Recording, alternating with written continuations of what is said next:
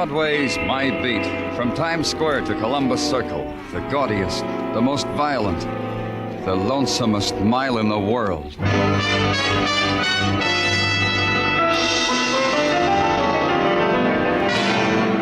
Broadway's My Beat, with Larry Thor as Detective Danny Clover.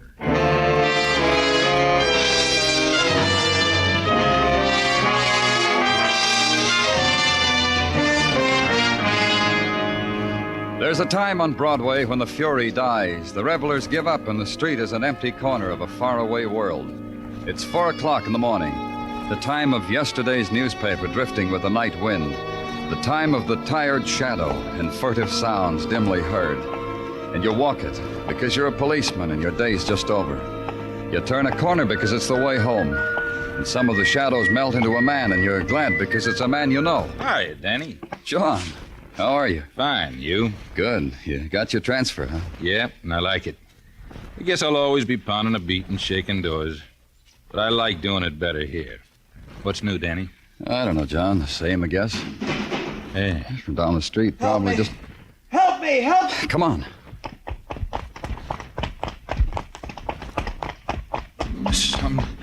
Right over there.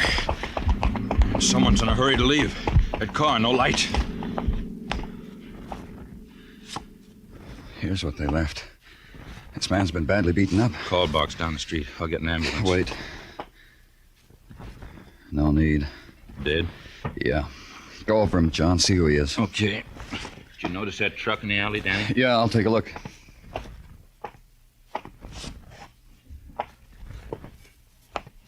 Find anything? No wallet. Looks like he was beaten for it. You? The truck's a bakery truck. The Felder Bakery. That's not far from here, on First Avenue near 39th. It's on the beat. Yeah, this man in white shirt and white pants could be a delivery uniform. Sure, they're open 24 hours a day. Call it in, John, then stick with it. I'll get over to the bakery. Maybe those people can tell me something.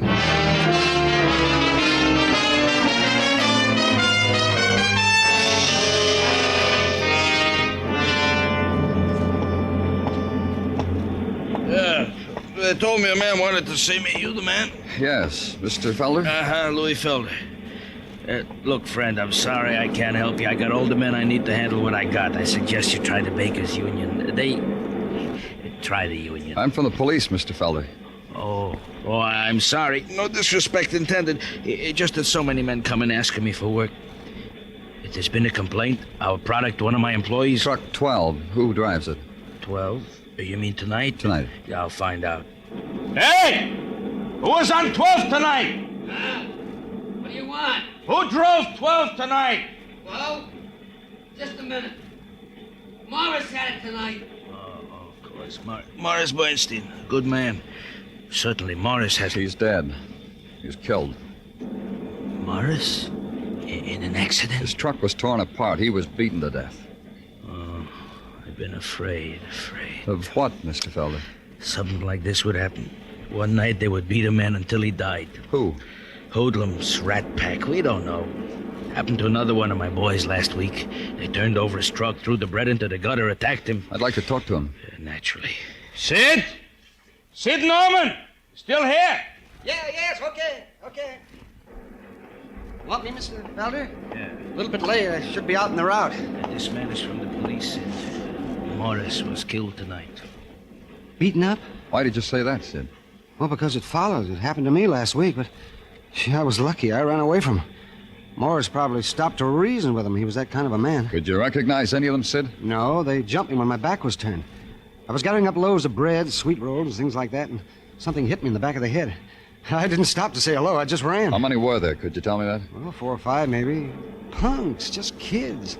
I could tell by their voices. Gee, the kids nowadays. They gather in rat packs and kill. Mr. Felder, any reason this should happen to your trucks, your men? I don't know. Maybe it's because my men are out alone at 4 o'clock in the morning. I don't remember ever doing anything wrong. Excuse me, please. Stop the machines! Stop the ovens! Don't work anymore today. Go home. The men didn't look happy. They looked worried. It was as if suddenly the scene were taking place in slow motion. The tentative movements, the glances, one man detaching himself from the rest, walking over to Louis Felder, then the rest forming a questioning circle around him. But Mr. Felder just shook his head and walked through the door. It was 4:30, and I went home.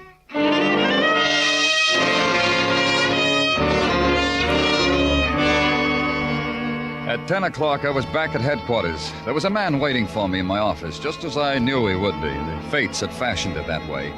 They'd grinned and put their heads together and conspired that Sergeant Tartaglia should always be waiting in my office when I closed the door behind me.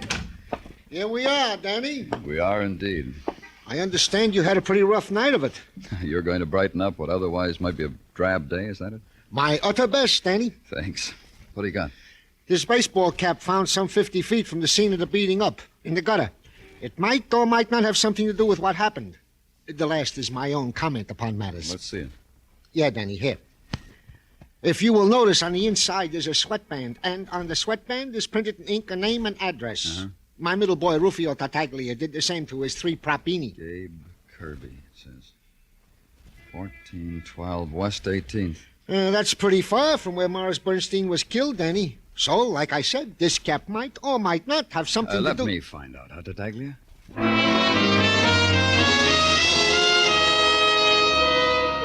The address printed neatly in the baseball cap was a cold water tenement, a scar, an open wound fashioned of peeling brownstone, of litter, of something that scurried under your feet, then darted into a hole. It watched you with bloodshot eyes as you walked up the stairs. Then at the landing, you heard it come out again.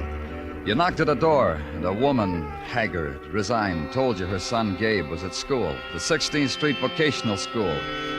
And at the school, a man sighed, shrugged, walked away from you, came back with Gabe Kirby. He said you could use his office. He was used to it. Then he left you alone with Gabe. The principal pulled me away from something very interesting. The secret life of a drain pipe. Plumbing two-way. Why did he do that? Sit down, Gabe. Oh, the courteous approach. I've been making a catalog how you guys approach us guys. Yours is a courtesy type. Glad to add it to my collection. You've been in trouble before, Gabe. Lots of times, huh? I wouldn't say lots. I'm only 18 years old. My share, though. Yeah, I had my share. Yeah. This baseball cap belong to you? Hey, you're a blue ribbon retriever. I've been missing that cap for a month now. How about that? I never dreamed I'd see that cap again. Gabe. I'm sorry, pal. I can't offer you a reward, but I'll even it up for you. Someday when conditions are better. Gabe. I thank you from the bottom of me heart for bringing back me cap. It's a good luck charm. My batting average... Sit down, Gabe. I said sit down. Okay. The approach changes. Huh, Mr. Policeman? Where were you last night, Gabe? Somebody broke into a grocery store last night? Where were you? I slept on an iron cot. All night. Not at home, Gabe. Your mother told me you went home last night. Oh, the old lady told you that. Thank her for me. Where were you? In a room over a garage. We call it a club room. I belong to a club. The Titans. Last night I slept there. We take turns sleeping there, we boys. To watch over a lot of things we wish we had. You were there all night? All night. From 8 o'clock on. You can check with Richie. Richie? Who's he? You don't know Richie? Mr. Richard Peel? An important man. He's the athletic director of the Titans. Volunteered for the job. He sets us boys a good example. The other Titans, where were they? Who knows? I was sleepy, so I went to sleep. Check with Mr. Peel. Gabe, your cap was found 50 feet from where a man was killed. Beaten up and killed by a gang. A man named Morris Bernstein. Morris Bernstein. And my cap was there, huh? Well, how about that? Check with Mr. Peel, Mr. Policeman. Over the Conway Garage on 20th. And now I hear Plumbing 2A calling me. You'll excuse me?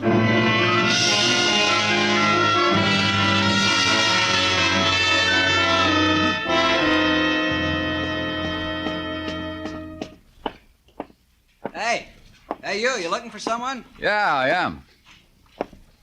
Who are you looking for, mister? Richard Peel. You found him. You from the employment agency? No. Oh, I thought you were from the agency. Police. I thought you were from the agency. There's no phone here. They said they'd send a man over if anything turned up for me. What do you do here, Mr. Peel? What do you mean? Well, this place, over a garage, empty. Not empty, Mr. Clover. Not empty, Mr. Clover. Look around. We've got some equipment. Barbells, wall exercises. Enough for now. This is where the Titans meet, huh? That's right. We'll get it fixed up. I still don't understand. What do you do here? I thought you'd know by now. The boys need a direction. I try to give them that. Get them off the street. Organize teams, you know. You like doing that?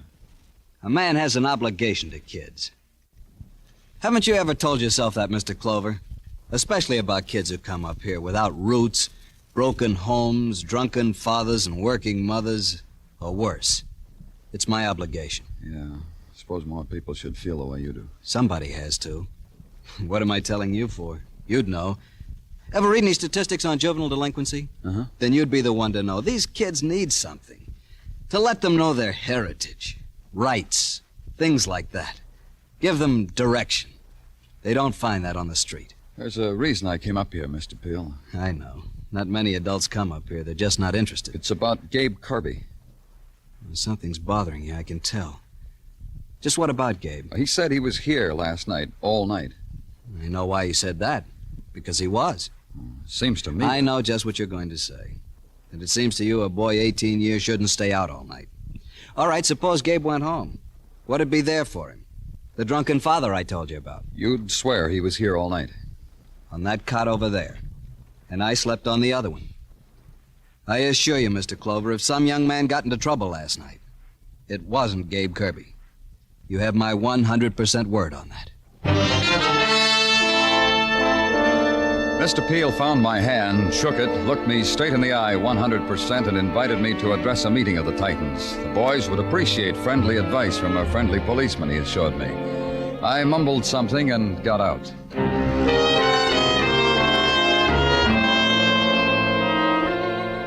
At headquarters, the routine of tracing down the murderers of Morris Bernstein gnawed at the day until there was nothing left but the nighttime. I gave it up and went home to sleep. That didn't work either, so I went back to headquarters. The files on rat packs, from a social point of view, from a criminal point of view, from a statistical point of view, educational. But no help in the murder of Morris Bernstein. So I thought I'd try to sleep again. At 2 in the morning it should come. It didn't. On the street back to it, a friend stopped me, Officer Rucker. Hiya, Danny. Long day, huh? Yeah. How's it been for you? Quiet, Danny. Not a peep. Nothing? Nobody? I've been keeping a close eye on every person, every car. They don't look right, I question them. So far, nothing. You'll keep on it, huh, John? You told me to do that. It won't change. Good night, John. Get some sleep, Danny. It'll do you good. Danny, watch out! Stop! Hurry! Danny, you all right? Yeah. It just knocked me down. License? No license, Danny. Those blind... Didn't they see me? They saw you all right. You're lucky, Danny, because whoever it was, they tried to kill you.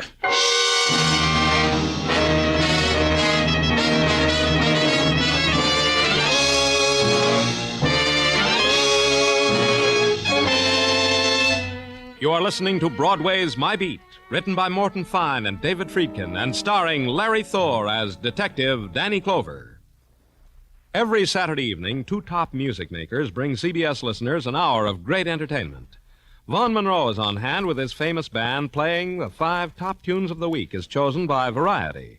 Gene Autry then comes along with a half hour of ranch ballads and roundup comedy. The Vaughn Monroe Caravan and the Gene Autry Show are regular Saturday evening features on most of these same CBS stations. Hear them both this Saturday.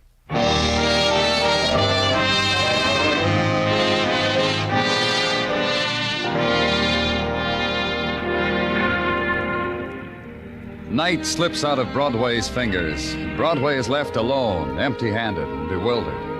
The long, long day, 100% pure, 100% unadulterated, now walks the street and invites. So what's to do, kid? Well, there's the guy at the newsstand with the comic books and the hot tips. No. There's the pinball machines and the flea circus. Well, there's the trash baskets with the morning papers. Try that. Day-old murder of a bakery driver warmed over for this morning's commuters. Nothing. A policeman run down by an unidentified car. Better. And at police headquarters, you try to readjust the adhesive on your ribs when the door bursts open. Danny, what do you think you're doing? Leave the bandage alone. Don't get upset, Dr. Sinsky. I was just trying to ease it a little. Take your hands away from it. Here, let me look. It's all right, isn't it? Who did this job on you? The boys in the police emergency hospital. Oh, medical students, amateurs, college boys. That bad. As a matter of fact, it excites a certain envy in me, Danny. This is a very progressive way to apply a bandage to a cracked rib. What are you doing? Hurts, huh? That's good. Serves you right. You couldn't call your old friend Dr. Sinsky no matter what time of night. You don't approve of Sinsky's methods. It's not huh? that. The next time someone tries to kill you, Danny, please call on me. Do that for an old friend, please. You made a deal. Contusions, abrasions.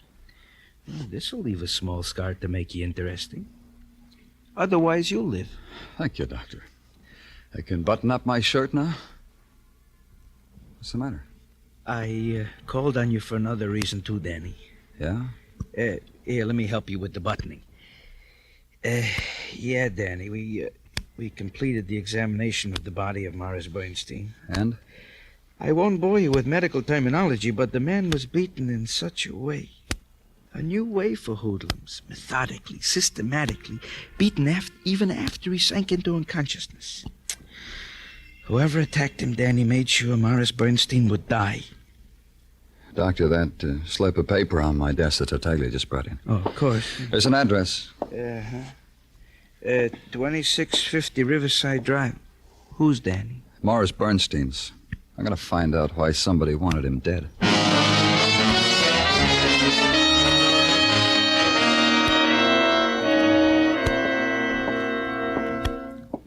I beg your pardon, are you the... Whatever you want me to be, that's what I am.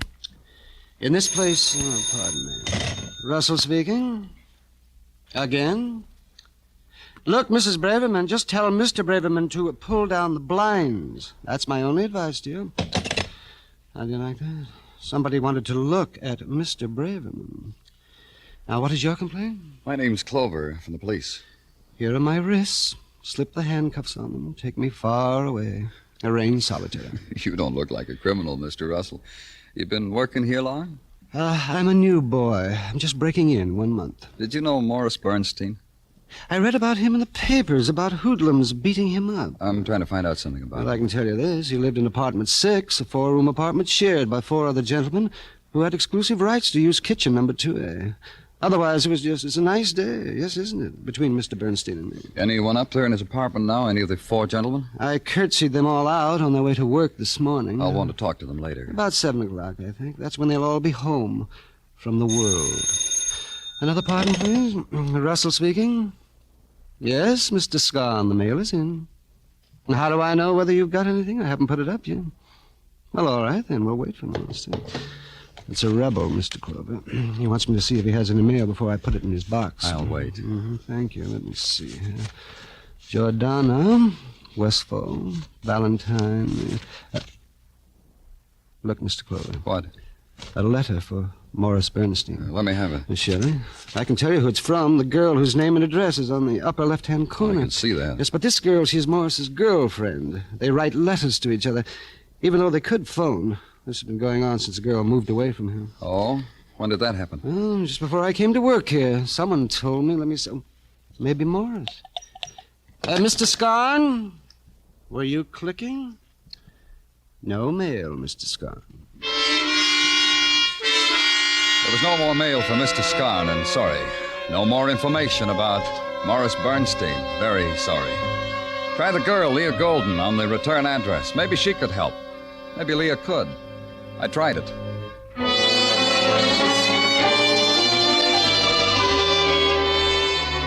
At a rooming house on West 76th, a woman shook a mop out a window and told me Leah Golden had moved to another rooming house on West 90th, 2346 West 90th. It took 10 minutes. No Leah Golden moved to a furnished room in a flat on 116th Street. A kid told me Miss Golden was a nice lady, gave him bubble gum, but was gone now. Moved. Don't ask nobody where, mister, because nobody knows. At headquarters, I put out an all-points bulletin on Leah Golden. Find her, I said. What does she look like, they asked me. I added it up for them. All the scraps of description I'd salvaged in darkened hallways on the screaming street. Find her, I said. And at 1 in the morning... Danny? Danny, you're asleep? No, Dr. Sinsky. Well, there's no time, Danny. They found Leah Golden. What? The call came to my office, routine. Then she's... No, Danny. Just hurt. How bad, I don't know. Where? In a vacant lot on Amsterdam Avenue. The man who found her said she was beaten up. The ambulance is waiting. I thought maybe... Let's go.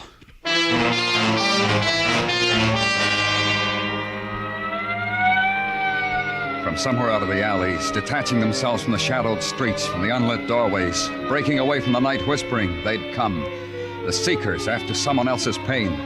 They stood in a circle, silent, hungry for the spectacle. Stood on tiptoe, strained for a look at the girl lying broken in a patch of weeds. The policeman held them back, and they murmured their seething protest. And in the building standing at the edge of the lot, windows had been flung open, heads poked out of them, and the gallery seats were filled. Dr. Sinsky pushed a way open for us, and they retreated from his fury. Then he kneeled at the girl's side. In my case, Danny, a bottle. Give it to me. This one? Yeah, quickly. Oh, so much blood. Miss Golden. Not now, Danny, not now. I'm sorry. I In thought... the morning you can question her. In the morning. Maybe. What's all the excitement? The garbage man will move her. Who was that? You up there in that building. Who was that? Danny, I need help with the girl. Gently. Very gently. I nodded another officer into the building to look out for who had yelled down to us. To bring him to me. I'd be at headquarters. Then I helped Dr. Sinsky. Back at headquarters, I waited. The officer came in, reported no one in the building knew who it was that yelled. Then later, a couple of hours later, word came down from Dr. Sinsky that I could talk to the girl.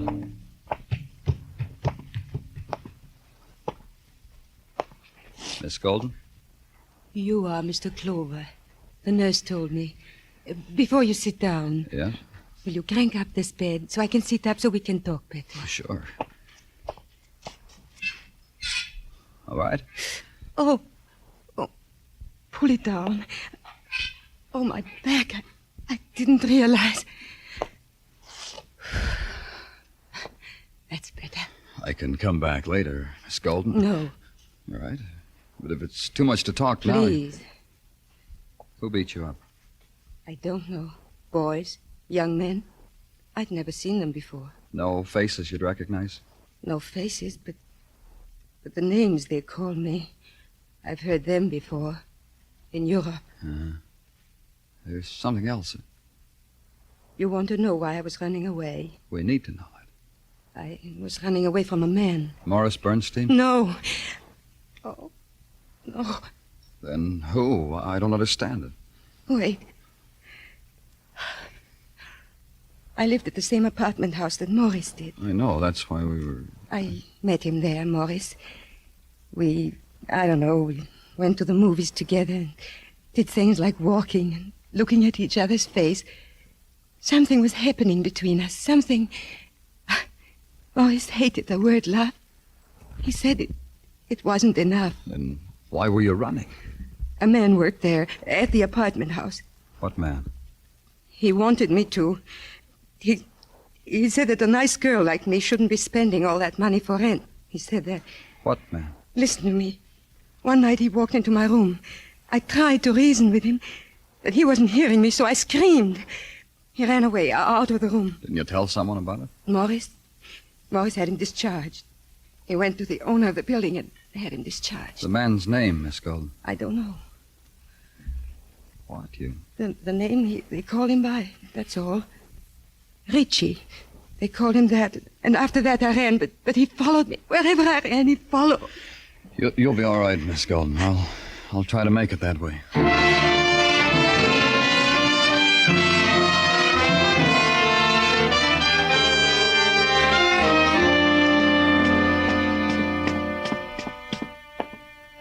Hey there, Mr. Clover. Come back to the clubhouse to look for me? Yeah, I am. How you feeling, Mr. Peel? I'll feel better after this. Nothing like a workout on the barbells to make a man feel good. Uh-huh. You caught me in the middle of some repetition presses, Mr. Clover. Press away. I'll wait. Thanks.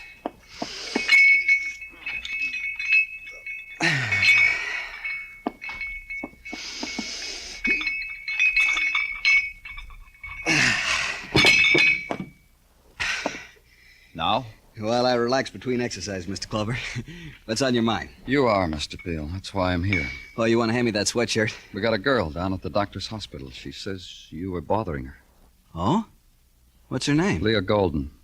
She only knew you as Richie. The Titans, your club, calls you that, too. Yeah, I know Leah Golden. She got hurt, huh? On account of you, Richie. Oh, come I'll now. tell you about it. You were after her while you were superintendent in her apartment. She got you fired, didn't she? I quit that job. The people there... Well, you know. Leah told Morris Bernstein about you walking in on her one day, so Morris saw to it you got fired. People like that think they run the world, don't they? People like you, Richie. No, not me. Look at me. An out-of-work guy. Somebody waves a finger and I'm out of a job. You figured a way to get back on them, didn't you? Volunteering your services to these kids. Look, I'm cooling off. Time for my bicep building exercises. You want to watch out for a minute? Leave him alone. I said leave him alone. Hey. Clover, don't push me around. Just stand there and listen. The kids, Richie. You heated them up, fed them your poison, pointed out Morris Bernstein and Leah Golden and said sick 'em. I did that, huh? Good for me. With Bernstein. You were there, huh? You finished it up when the kids were through. Your boys, Peel. The juvenile authorities will want them. You got a long way to go, Clover. Just uptown. Get your shirt on. That easy, huh? Oh, you're so... You're soft, Clover. You look big, but you're soft.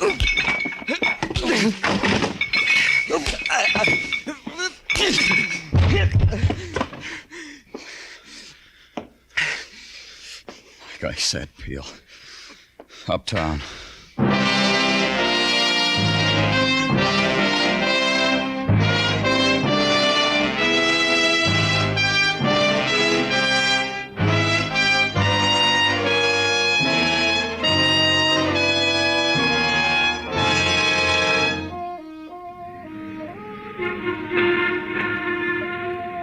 In the time of June, Broadway shimmers like an enchanted island. Night falls, and the wave of neon floods the streets, showers it with its light and color, the million sounds. And it ebbs. The pavements strike glints where dreams were caught in the mud. It's Broadway, the gaudiest, the most violent, the lonesomest mile in the world. Broadway, my beat.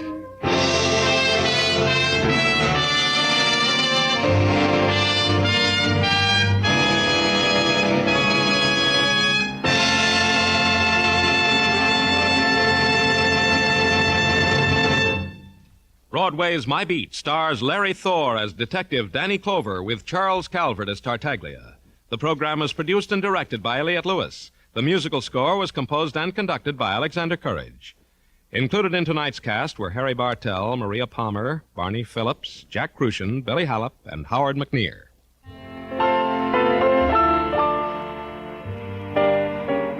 Jack Benny, Amos and Andy, Charlie and Edgar. They're off on summer vacation, but Sunday night on CBS still offers one of radio's top bargains in entertainment. Red Skelton, Lucille Ball, and Corliss Archer are still here with their unbeatable brands of comedy, plus the bright new comedy star, Steve Allen. There's superb music with Dick Hames and Joe Stafford on The Contented Hour, with Guy Lombardo and his sweetest music this side of heaven, with Percy Faith, his orchestra, and his guest stars. Horace Hyde is on hand with the original Youth Opportunity Program, and Hit the Jackpot can hit home to you with fine prizes if you get a call and can solve the secret saying. They're all here this Sunday on most of these same CBS stations, so be listening, won't you? Joe Walter speaking. This is CBS, where the Goldbergs are every Saturday night, the Columbia Broadcasting System.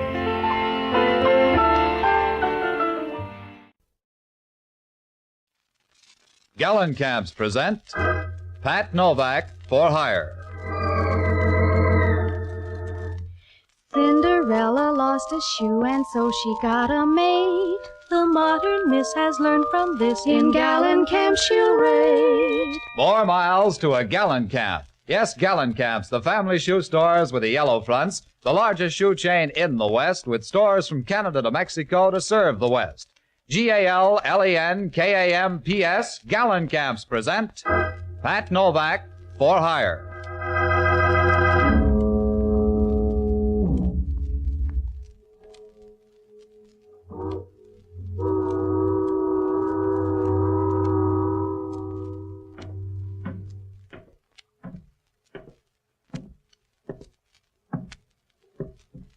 Sure. I'm Pat Novak. For hire.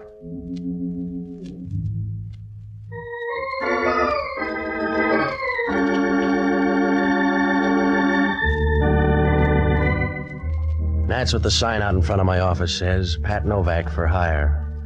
Down on the waterfront in San Francisco, you don't get prizes for being subtle. If you want to make a living down here, you got to get your hand in the till any way you can. You rob Peter to pay Paul, and then you put it on the cuff. It's a happy life if you don't mind looking up at a headstone, because sooner or later you draw trouble a size too big. I found that out Tuesday night. It was about 11 o'clock when I came out of the office, and I started down the waterfront. It was raining, and the street was as deserted as a warm bottle of beer. As I got near the corner, an old man stepped out of the darkness and started across the street. It was a short trip because a car started up down the street, and the old man couldn't have made it with a pocket full of aces. Well, I started over to him. The car slowed down for a moment and then turned the corner and disappeared. As it passed under the streetlight, I caught a glimpse of the license plate in a dull, surprised way, the way you'd grab a feather out of an angel's wing. I bent over the old man and I rolled him on his back. He was breathing hard as I cushioned his head. Please help me. Can you please help me? Well, that's a big order, mister. I must talk to you. Well, if you got any good quotes, you better get them off your chest fast. My pocket. Inside my pocket. Please put your hand. In here? Yeah. Sure. 2 envelopes. What about them? One is money for you. You have the other one. So far. The other one, please keep sealed. And you will give it to John St. John. John St. John? Yeah. Well, where does he live? You don't understand. It's not... I want to tell you. You don't understand. Well, he was right on that one. I didn't understand a thing except he slipped out of my arms and stopped paying taxes. I dragged him over to the side and I went through his stuff. There was nothing there, no identification, just a card with an address on the other side of town. I opened the envelope and $300 tumbled into my breast pocket. The other one was sealed. There was no name on it, but up in the corner there was some kind of marking. It looked like 2 crosses spliced together. There wasn't anything I could do for him except pray, and I owe some back dues, so I went over to my office and called police headquarters. I told them where the old man was, and then I checked in the phone book. There was no John St. John listed.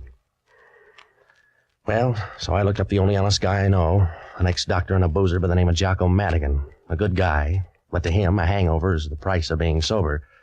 I finally found him singing in a Mason Street bar.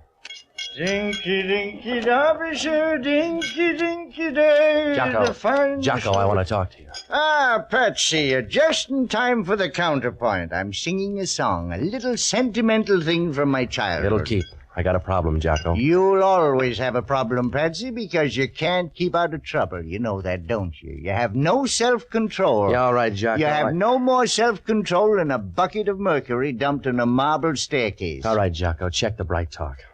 I just saw a guy get killed. You're like some violent disorder in nature, some large but unprofitable storm. You keep whirling in circles, Patsy. And if you ever go more than 10 feet in one direction, it's because some woman is 9 feet away. Then it begins all over again. Are you all through? Yes, get to the point. That's another of your troubles. You never get to the point.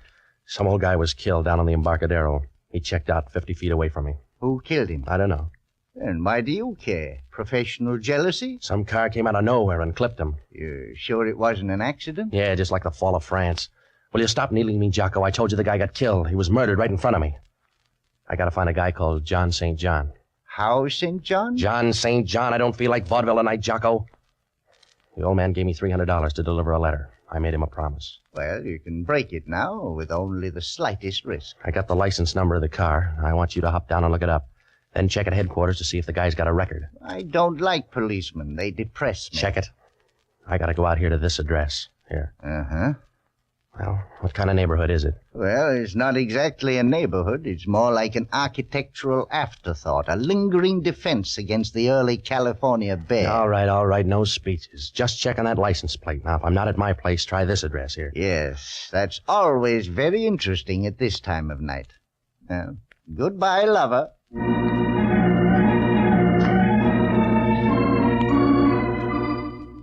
Well, Jocko was right about the neighborhood. When I left him, I doubled by my place and I left the envelope. I put it in another envelope and stashed it behind some books. Then I headed out to look up John St. John. It must have been about midnight when I got there, and it was the kind of a neighborhood where a for rent sign reads like a ransom note. I found the place, though. It was an old rooming house, a third-floor apartment. I knocked at the door, and when she opened it, I knew it was time to wire home for money. If they pick a Miss Blowtorch of 1946, she'll be right up there in the running. A tall, blonde blister with lots of Fahrenheit. She stood there leaning against the door, smiling and looking at you as if you had gold-plated muscles. Gave you a weak feeling where your dinner ought to be. And her voice came right out of the oven. Well, you're out kind of late. Yeah, I'm looking for a guy named John St. John. Oh? Won't you come into my cobweb? Sure. For a spider, you're nice and chubby. Well, a Spider-Man. My name's Lee Norton. You want to write it down? I'm Pat Novak, and I'm looking for a guy named John St. John. You seem to be running a temperature on the subject. I don't know a John St. John. Well, I found a dead man lugging around your address. Why? I don't know. Perhaps he admired me from afar. Like a sunset or something. No, he stopped admiring sunsets about 20 years ago. I see. What are you, the avenging angel? He gave me a sealed envelope. And you were supposed to give it to a man named John St. John. That's right. He gave me $300 to ease the pain. Yeah, I figured that. You don't look like the charitable type. He was a nice old guy, so I'm going to find his boy. Perhaps I could help you. You got a clear, fast track. Let's see you go. I told you I don't know John St. John, but I'll do this much. Yeah, I know. You're going to be big-hearted and offer to take that letter just in case you ever meet someone named John St. John. How did you pay the rent this month? Keep the kettle on. I'll only be a moment. Hello, Lee. If we're early, just give us a magazine. No. Come on in. Well, just enough for bridge. You're right. You're only gone a moment. Who are your friends? Don't sulk. Did they lock the manhole before they left home? His name's Novak. Yeah, that's a pretty name. Don't rhyme with anything, but it's pretty, huh, Joe? Yeah, it's all right. Let's have the letter, Novak. You got hold of a bad rumor, fella. The one I got's good. Let's have it. I don't want to strain your mind, Junior, but try to understand I don't have a letter. Ask him again. Go on home, mister. You're not going to get anything out of me except a small tip. Now, if you're a good boy, I'll give you a nickel for your friend, too. All right, Joe. Now, hold him up. Yeah, just a minute. He's got a head of hair. Hold him up. All right, Mike. That's enough. Oh, that's enough. All right, baby. Don't look so sorry. You can't have everything.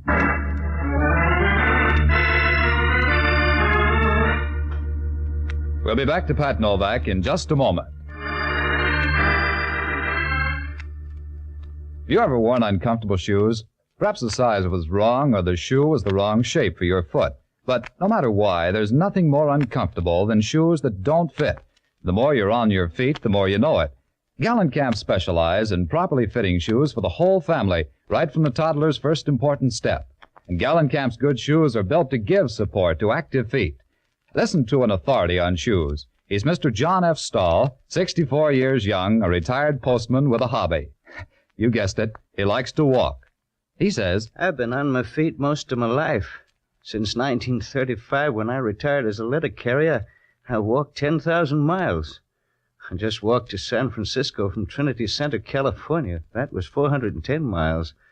Walking is fun, but take it from me, you must have good shoes. That's why I stick to Gallencamps. Gallencamps are good shoes. And there you have it from a man who knows. Gallencamps are good shoes. That's why Gallencamps are the West's favorite shoes, and Gallencamp's tremendous volume makes possible Gallencamp's reasonable prices. For style, for quality, for reasonable price, for good shoes for the entire family, visit the stores with the yellow fronts. Mr. Stahl walked 410 miles to shop at Gallencamps, but there's a store in your neighborhood. And now back to Pat Novak for Hire. You know, it's easy to sleep if you got the right friends. When those two gonifs were through, I hit the floor and made Rip Van Winkle look like an insomnia victim. I didn't like the floor, but it was in better shape than my face. I don't know how long I was there, but it must have been a couple of hours. I rolled over once and tried to get up, but it was like trying to barbecue a cake of ice. There was a sick, sweet smell in the room. I tried to place it, but my nose was out on strike, so I went to sleep again. Next thing I knew, it sounded like New Year's Eve. Here you go, Patsy. Now, up on the couch. What's the matter? Nothing. If you're a kitchen stove, the room's full of gas. Oh, some of my playmates, I guess. Well, you weren't at the apartment, so I tried here. Yeah? What time is it? 2:00. Who got the quaint idea of the gas chamber? A girlfriend. It was love at first sight. Did she get the letter? I left it home. You're getting smart. Yeah, $300 worth. They lifted my dough. You couldn't use it where you were going. I checked on that hit-and-run car. It's listed under the name of Sidney Bronson. Has he got a record? No. Oh, everybody's a beginner. Well, let's go home. It'll be dull, but you'll get used to it. Wait till I wash my hands. Sure. Patsy, Yeah? what did your girlfriend look like? Was she the lively type? Yeah. Why? What's the matter? Because she's not anymore. Yeah. Those gunsels play rough. She's kind of pretty. What did she do besides send out vibrations? I don't know. But she knew all about John St. John. Yeah? She picked up a bait like a hungry bass. Also, look at that ring. How did you get around to that? The insignia on it. It's the same one that's on the envelope. Spliced crosses. Let's go home, Patsy. The police will be here. Yeah. Even Hellman will know she's dead. Come on, On your way out the door, Jocko, try it sideways because I think it's blocked. Hello, Novak. You look pale. It's my color scheme. What do you care, Hellman? None. She looks peaceful. Yeah, be quiet or you'll wake her up. I'll tiptoe. She always cut her throat before she goes to sleep. Who is she, Novak? I don't know. It's awful cozy here for a bunch of perfect strangers. I don't know every dead girl in town, Hellman. You'll have to check. You can still write, can't you, Novak? Huh? That's all you'll need down at headquarters. Come on. Get out of the haze, Hellman. You don't know who's dead yet, but you're going to book somebody. Yeah. What are you doing up here, praising the joint? I came up to find a guy named John St. John. She doesn't look like a guy named John St. John. She was my lead. I came up here to smell out a rat. She had a half Nelson on me when two gunsels walked in. They came up to fix the gas meter, I think. You stay out of this. I'll make every effort. Now, if you're smart, you'll fingerprint this place, Hellman. Those boys were cute. They've been in somebody's jail. I'll handle my job. You stick to murder. It'll go a long way to pin this on me, Hellman. I can go a long way, Novak. Not with what you got to drag. We get a call in the middle of the night, come up here and find you standing over a dead girl. That's right. And you want me to sprinkle powder all over. Back up and take a better look, Novak. The view's fine, Hellman. And if you'll take a good look, you'll know why. You haven't got anything to give the DA except a slim lead and a fat hand. You're going to need help. Not on this one. You need help to find the street. Come on back to center, Hellman. Even with both hands, you couldn't... Yeah. Oh, forget it. So take the medicine like a good boy. I'm not going to walk out and let the two of you tour the town. I'm going to book one or both of you on a murder charge. All right. Book Jocko here, then.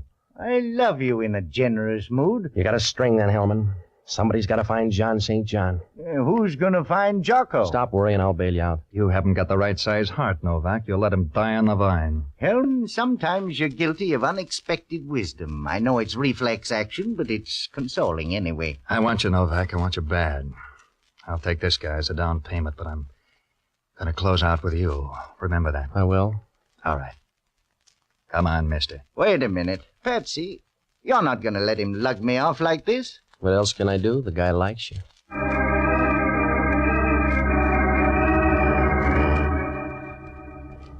Now, it was a bum curve to throw Jocko, but somebody had to dig us out of a hole, and Jocko wasn't the boy. You can't shovel dirt with a bar rag. I had no idea where to start.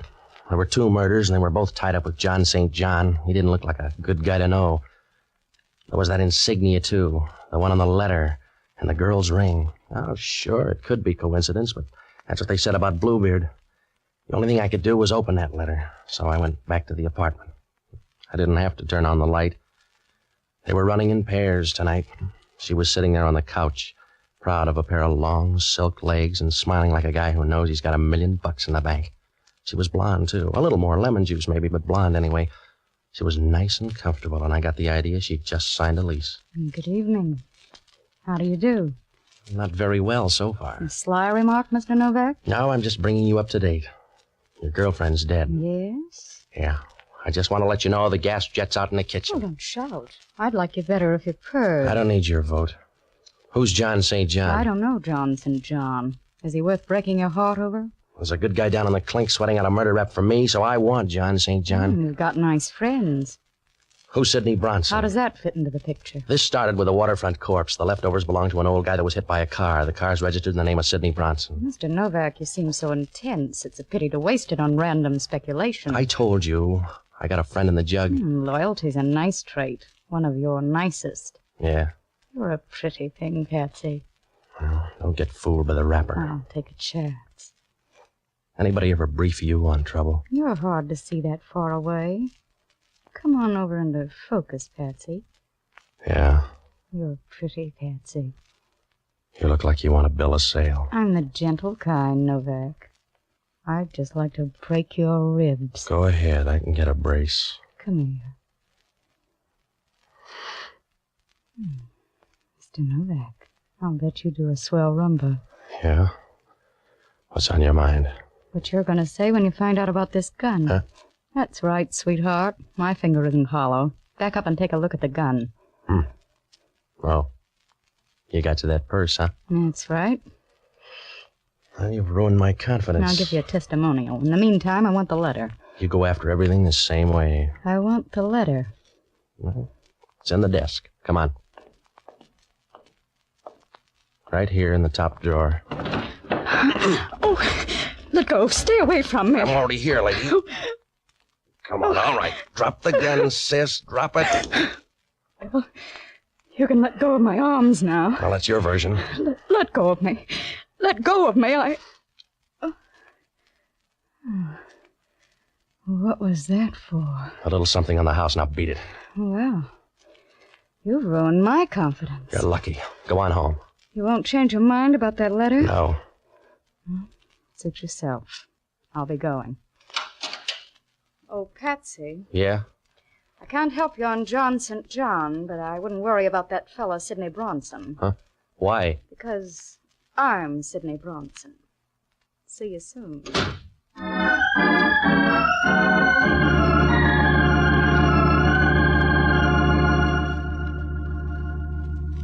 It began to look like a big, fat, well-fed double cross. I had to find out what was in that letter, so I made tracks for the bookcase. All I could do was browse because the letter was gone. Well, things didn't look rosy for me or Jocko. I was about to buy a file and bake a cake when the phone rang. Hello, Novak. Oh, Hellman. The coroner got a report on that dead girl. She died at 12:30. Now, that's pretty close. What's he got, a stopwatch? 15 minutes either way. Those fingerprints panned out, too. Yeah? A couple of L.A. strong-arm men. Well, that's new for L.A. You got a call out? We already picked them up. Your favorite's named Welcome Dangliers. I could make a joke. I already got one. They're set up with a perfect alibi for 12:30. That means I killed the girl. Nobody's arguing. I got some more news. Yeah? I'm out at the Seal Rocks. Well, you got the figure for it. We just found an envelope floating around the water. It's one of yours. You better come on out. You found an envelope, so what? So the envelope turns out to be in some guy's pocket. Come on out.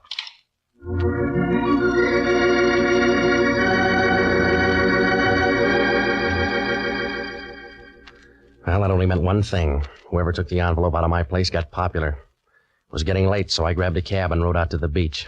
When I got there, Hellman was standing down in the water. He had Jocko with him. The surf was rolling in, and Jocko wasn't much better.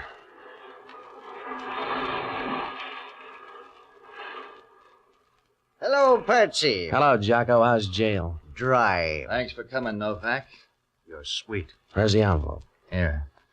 Mm-hmm. Yeah, it's the same one. That makes you look good. There was a letter in here. Did you take that with the guy's money, Hellman? You got all there is. This guy on the beach is the third one. It's my opinion the case will solve itself. We're running out of people. Who is the guy? His name's Walter Avery. Here's his stuff. Yeah, what's left? Well, this spliced cross really gets around. Keeps bobbing up. Here it is on this guy's fountain pen. I'm going to run this guy through the morgue, and then I'm going to look you up, Novak. Yeah? Sure. We want you down with us. That's right. I'll introduce you to all the best people. Good night, lover.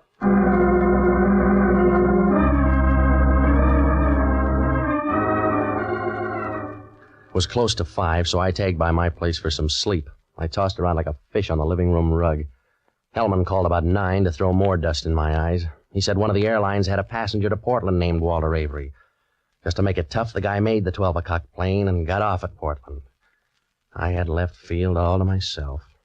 I got dressed and I looked up Sidney Bronson's number. There was no answer, so I went over. The place was locked, and I looked up the janitor. He wasn't going to let me in, but it turned out that his wife had a birthday coming up. Well, I found something in the apartment. It was a card, and it said Bellcrest Sanitarium. And down in the corner there was a guy's name. Dr. Emil Schoenig, psychiatrist. Vienna without the walls. The Bellcrest Sanitarium was down on the peninsula, so I borrowed a car and headed down that way. Everything was fine until I got in the front door. They didn't even let me register.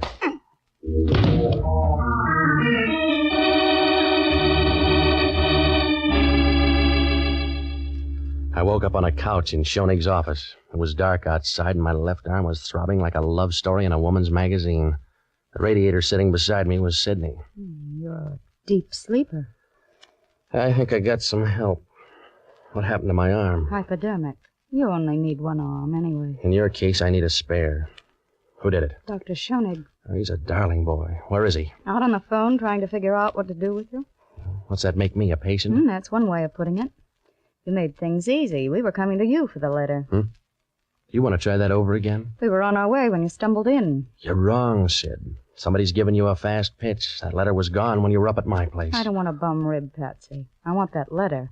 You're trailing the field angel. I told you. The letter's gone. A guy by the name of Walter Avery took it out of my place. Walter Avery? That's right, and somebody thanked him. They found him this morning making like a dead seal. Walter Avery left for Portland last night. A plant, sweetheart. You better read up on your friends. Yeah.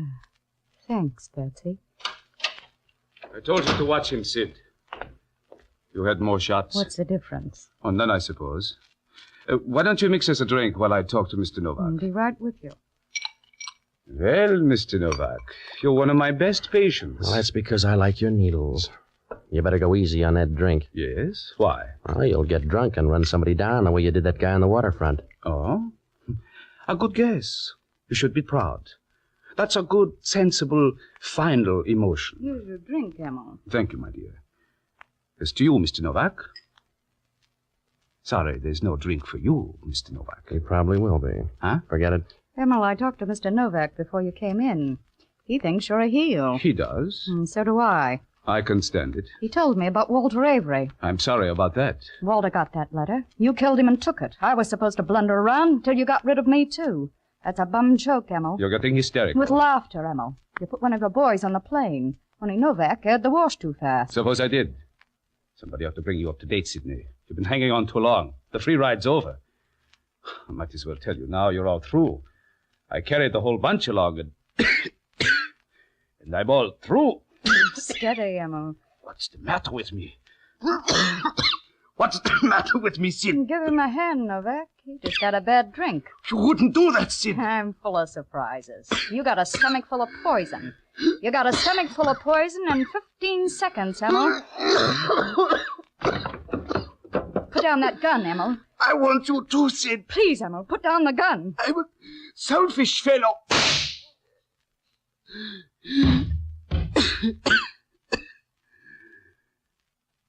This happens kind of fast for you, fellow.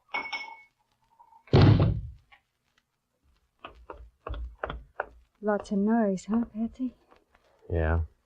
I'll get you a pillow. I'd rather have your lap. You get mercy, not love, baby. Yeah? Thanks for small favors. How do I look? Not so good. That was the 3-2 pitch. Yeah, I had it coming up. I'll tell you about John St. John. I know. There was no such guy. That's right. It was the name of the group. Those spliced crosses? Yes. You found out a little late, but it's always that way.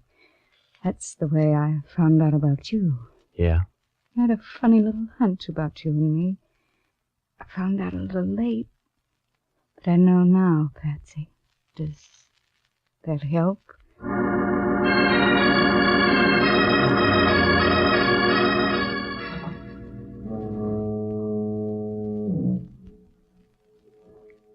Well, John St. John was the name of an organization buying and selling government information. That old man tried to tell me, but he checked out too fast. I began to figure something like that when those spliced crosses started showing up. Schoenig killed the old man in Sidney's car. He couldn't stop because I was around. The two girls and Walter Avery were both in on the deal. Schoenig knew who I was when he saw me go into my office. He trailed me to my place and left Avery there to look for the letter. He killed that girl up in the rooming house, and then he found out she didn't have the letter. When Avery showed up, he took it away from him, threw him to the fish. He was trying to shake Sidney by sending her up to my place after he had the letter. The scheme went haywire when I showed up at the sanitarium. He was trying to work himself out of that one when the payoff came. John St. John? Well, right from the start, Jocko said he was either dead or in the state pen because anybody with a name like John St. John would have killed his parents as soon as he got old enough to find out about it.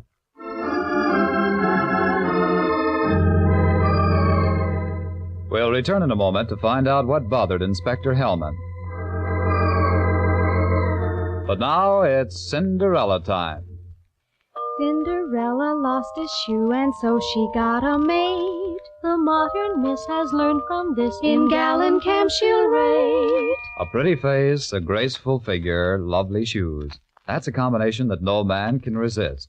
What a delightful feeling to know that from the top of your head to the tip of your toes, you are the picture of glamorous perfection. Here's what Marilyn Buford, Miss America 1946, says. Probably the most fun of being chosen Miss America is modeling the gorgeous clothes. What girl wouldn't be thrilled to select costume after costume from a collection of America's leading designers? And after seeing the importance they attach to the right shoes for every costume, I'm glad I learned about Gallencamps years ago. Yes, Marilyn, there's magic in a pair of shoes, as every woman knows. And having the right shoes is no longer a luxury thanks to Gallencamps, the home of lovely shoes at, reasonable prices. And that's why Miss America's favorite store is the favorite store of America's misses. Cinderella lost a shoe and so she got a maid. The modern miss has learned from this. In Gallencamp she'll raid. And now back to Pat Novak.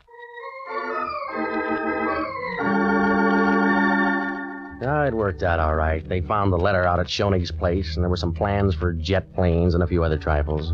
Hellman asked only one question. How come Schoenig didn't kill me before I could talk to the girl? It's always that way with a guy who commits murder. Either he goes too far or he doesn't go far enough.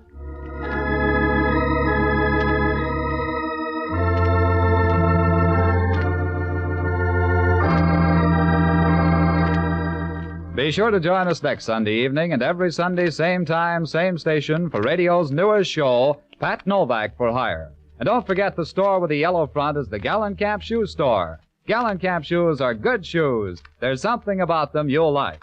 Franklin Evans speaking. This is ABC, the American Broadcasting Company. It was a grim joke that started when 6 heirs came to an ugly house on a rain-swept island to hear a madman's will. But the joke soon turned to murder, and in the end it was hard to tell who had the last laugh. From the pen of Raymond Chandler, outstanding author of crime fiction, comes his most famous character in The Adventures of Philip Marlowe.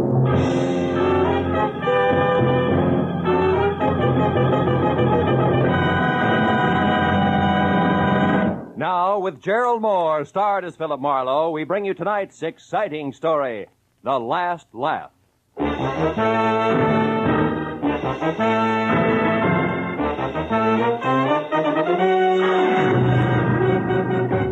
I'd spent a week wading through moldy beer joints and cheap hotels after a dancer on the downgrade. And when I found her, she was 2 days dead in a coal cellar, all of which left me with a rancid taste in my mouth.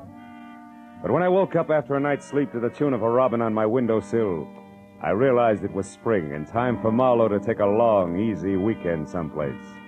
Someplace where the surf meets sand like it does at, say, Ensenada.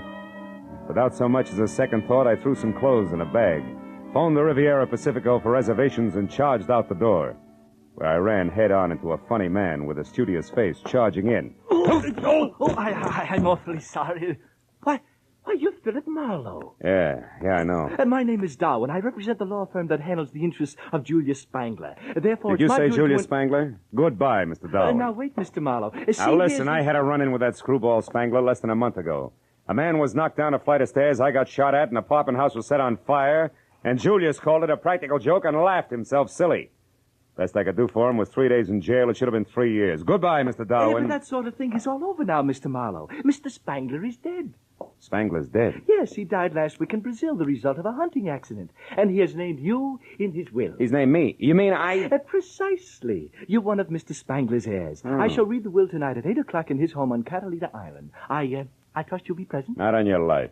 It's me for Ensenada, and nothing's going to stop me. Goodbye, Mr. Darwin. There are only 5 other heirs. Huh? And the estate runs well over $500,000. Oh? Almost any way you split that much up, Mr. Marlowe, it comes out something more substantial than a weekend at Ensenada. Goodbye, Mr. Marlowe.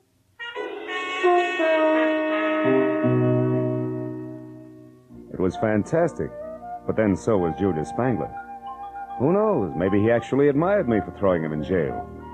And after all, what's old Mexico got that Catalina doesn't have in better? What could I lose? It was only a matter of minutes before I was in Wilmington and climbing the gangplank of the last boat for Catalina Island. She nosed past the breakwater and headed for the open sea, and the green water glistened with gold from the sun, slanting into a bank of clouds on the horizon. Ah, this was the life. I sat back and relaxed for all of 10 seconds before the name Spangler came up again. This time being volleyed between a matron meticulously tailored by I.J. Fox, who clung to a pipe-smoking gentleman at the rail, and a cute blonde ball of fire facing them. Some of my friends are aboard, and I don't want to be seen with you. Look, you may be Your Highness Millicent Burke Ashby to those snoots, but you're still just Millie Spangler to me, you overstuffed social climber. Why, you insufferable little upstart, You're nothing. I'll give him a good show, like this. Oh, Bennett, take me away from here. I think I'm going to faint. On nuts. Well, what are you staring at, Buster? Haven't you ever seen a red jersey sweater before? How do you do? Yeah, that sweater plus that right hook of yours adds up to quite an exhibition. You must belong to Julius. He was my uncle, but... Now, wait. Don't tell me you're in his will, too. Then you're Philip Marlowe. Yeah, I got him 3 days in the cooler, so now I'm an heir. Who are your two friends? Millicent Burke Ashby, my half-sister, a professional snob I'm going to get mad enough to have to kill one of these days. The jerk with her is Bennett Haynes, a cousin not enough times removed. They're also heirs. Which still leaves two more. Yeah, an old geezer who collects butterflies and that blockhead Roderick who passed for secretary and companion to Uncle Julius. Yeah, I know Roderick. And what do you pass for, Nicky? As if I couldn't tell. You can't. Ever been in Nick's Bar and Grill on La Brea, Marlowe? Well, I'm Nick. No kidding. Mm-hmm. And if this inheritance hadn't come along, I'd have lost my shirt. Boy, I'm really in a money jam, and Uncle Julius is saving the day for me. Yeah, but he had to die to do it. Well, sure, that's the only way he ever would. I wrote and asked him for a $10,000 loan once. Got a check back in the return mail, but it was signed by Alexander Hamilton. So I came out here to Catalina to see him, but he'd already left for Iceland. I spent a week by myself painting his launch for amusement. Then I went home again without a cent. Yeah, he was a charmingly whimsical old man. By the way, where's his house? Over on the deserted side of the island, naturally. Naturally.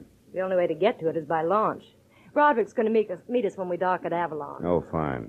You mean we'll be stuck at Spangler's old house all night? Is that bad, Phil? It's quite lovely. In a lot of ways.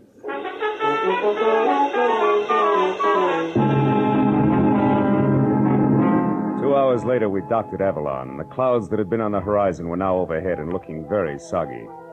Roderick, the late Mr. Spangler's secretary, in a striped silk shirt, gold hickok cufflinks, polka dot bow tie, and derby, was waiting for us with a launch. And after we had all shivered through another spray-splashed, wave-bucking hour and a half, we finally pulled into a small cove. A house squatted alone on a point of rocks 100 practically vertical feet above the water.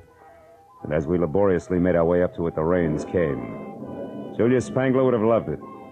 When the door closed behind us, everyone dashed for the nearest fireplace, except me. I was cornered by a septuagenarian with a shock of white hair, a scraggly yellow mustache, and spectacles so thick they looked like shot glasses with horn rims.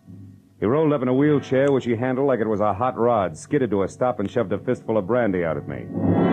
Howdy, young fella. This, I figured, was the butterfly-collecting cousin, Matthew Spangler. Had to have a slug of this before pneumonia sets in.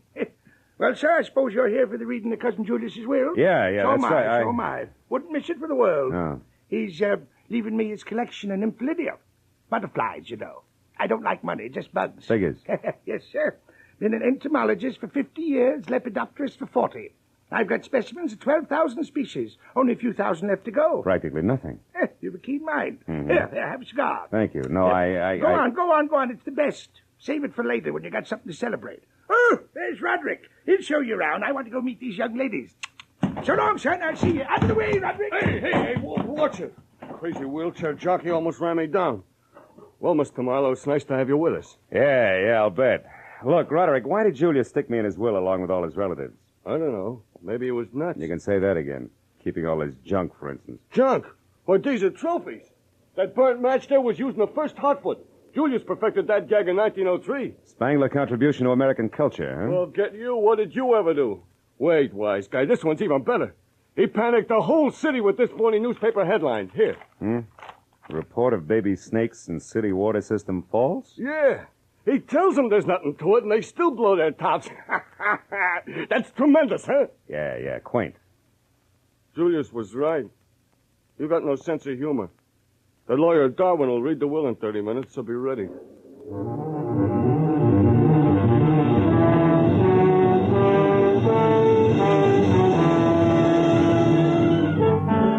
I passed the half hour at a window with Nicky, watching the rain slash at the glass. Then at 8 o'clock on the button, the library doors swung open, and Darwin summoned the six of us into the room.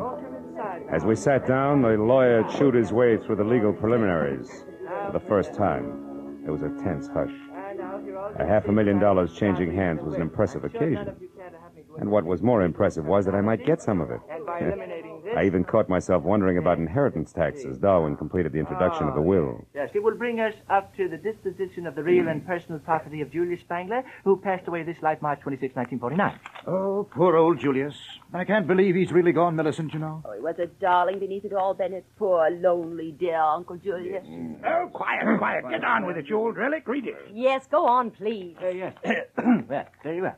First, to my dear cousin Matthew, I leave my cyanide jar, the silk net, and the collection of nymphalidia.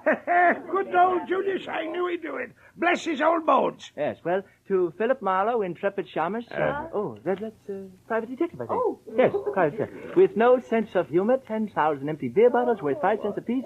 Clean. These aren't. Yes. Well, for this, I skipped Ensenada. I should learn. Oh, Phil, I'm so Oh, sorry. please, Nicky. What did you expect, really? Millicent, be quiet. Go ahead, Darwin. What about us, his real heirs? Yes, well, to Millicent Burke Ashby, grant each $50,000, which is... Dear Uncle Julius. Which is the value of a fish market at Central and Northrop Streets on the condition that she personally operate this market for 1 year. Fish market. Oh, good heavens, I think I'm going to faint. Oh, shut up, Matthew. Go on, Darwin. Am I next? Yes, you are. Yes. $75,000 and a dog sled. Dog sled? Well, what's that for? Why, to get your claim. You see, the money is the assayed minimum value of a gold claim at Point Anxiety, Alaska. Oh, no. Which it says here you must develop with your own hands. Why, that doddering old fool. I'll fight this travesty of a will through every court in the state. You'll never get away with this. Oh, wait a minute. You've never worked for anything in your life, Bennett. What was that? Oh, you two got no more than you deserved. Why? What about me, Darwin? I've worked at least. Well, Miss Spangler, I believe you better sit down. To my grandniece, Nicola, who has learned how to work hard for what she wants, I leave my sincere congratulations and $1. Oh, no, he wouldn't. I need money now. And finally, all the remainder of my property, real and personal, I bequeath to a most genteel, brilliant, and loyal man, my secretary, Roderick D. Driscoll. Signed by me this first... Now, ain't that sweet of the old man? Oh, my... He left me all that That's money. Over $300,000 to this baboon here. You'll never get it. I'll call my lawyer. He'll fight you here. Fight, I say. Oh, this is horrible. Yeah, it's too bad, baby. Well, you can have my $500 fortune in old beer bottles. Me for Ensenada. Oh, what's so funny, Matthew? He got what he wanted, Nicky. Let him laugh. I'll say I did. Wow! Shut up, Matthew. Stop it, Matthew. You're hysterical, Matthew. Hysterical, eh? I sure am, kiddo. But Matthew... Get a load of this!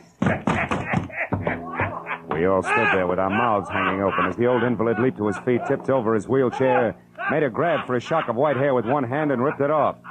It was a wig, and a good one. But With the other hand, he tore the phony yellow mustache off his lip and, still laughing like a ticklish hyena, he identified himself as the one and only Julius Spangler, alive and in the flesh. Yes, this is the crowning achievement of my career. Look at you. Look at your silly faces. I wasn't going to give it away till tomorrow, but I couldn't hold it back. Ooh, this is rich. The best gag we ever pulled. Right, Roderick? Roderick! Huh? Oh, yeah. Yeah, right. This is humiliating. I'm calling the firm at once. You're mad, Julius. Absolutely insane. Why? Why? Because you can't stand the smell of fish? Oh, What about you, Marlowe? Did I get the last laugh on you, or didn't I, eh? You did. And you're still nothing but a mixed-up jerk, Julius. Wonderful. But I want to see you mixed up with those dirty beer bottles. Wash the labels off. Get a nickel back, you know. I'd like to break every one of them across the bridge of your nose, funny man. That's what I like. A good sport.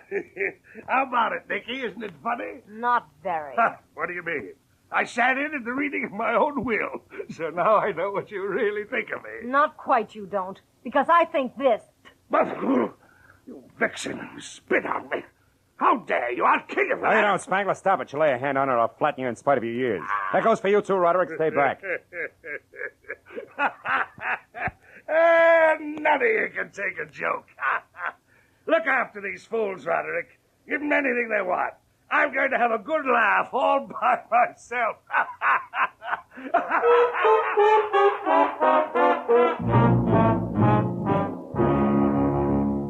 After the mastermind of the impractical joke had guffawed his way out of the room, Roderick took his life in his hands and invited everyone to coffee and brandy. But the zest had gone out of the erstwhile airs like the snap from a second-hand girdle. So without as much as a backward glance, they all went their separate ways to their rooms. All but Marlowe. I drank coffee and brandy, and since the rain had stopped, tried for 20 minutes to threaten, bribe, and argue Roderick out of a way back to Avalon. But he swore it was impossible, and I was about to swear back at him when we heard it. We ran to the French doors at the end of the room and out. Millicent was on the walk outside, her hands clamped against her mouth, staring down at the rocks near the surging water 80 feet below. Mrs. Ashby, what happened? What is it? Millicent, what's the matter? it's Julius. He's down there. He must have fallen. Yeah. Either that or he was pushed by somebody who couldn't take a joke.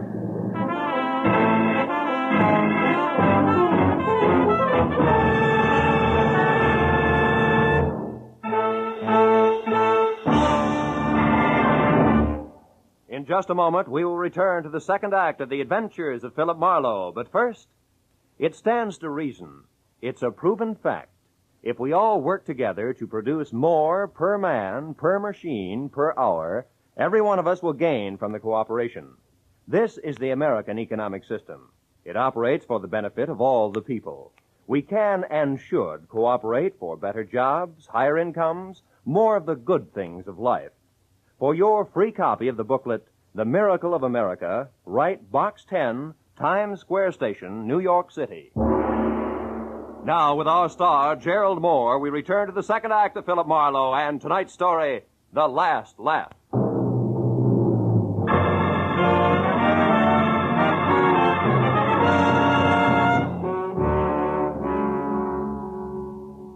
It was 80 feet from Spangler's balcony to the ugly jumble of sharp black rock that lined the shore. And it was there, minutes after Millicent's all-out scream, that Roderick and I found the broken body of the man whose raucous laugh still seemed to be tangled in the wind around us. And when we turned our eyes up from the death at our feet back to the balcony above, we could barely make out the crosspiece of the porch rail still dangling at a crazy angle from its single remaining support, with all the ominous silence of a gallows. Gee, Mr. Marlowe, I can't believe that he's gone and that all this really happened. So, Mr. Marlowe, what are you looking at? Up there on the balcony. Huh?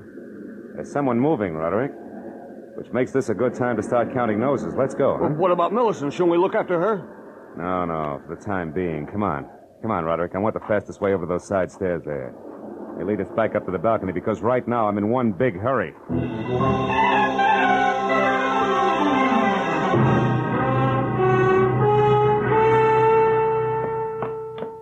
There's nobody here, Marlowe. Are you sure you saw... Hold it.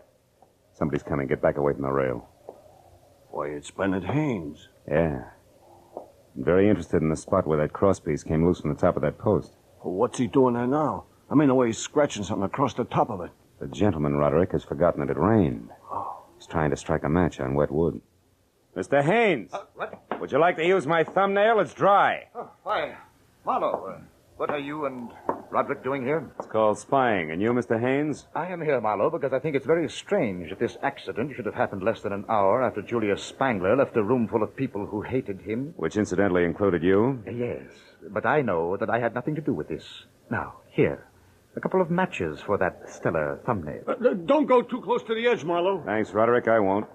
I'll only go close enough to... Marlowe, if you're staring at that mark across the top of the post, stop wasting your time.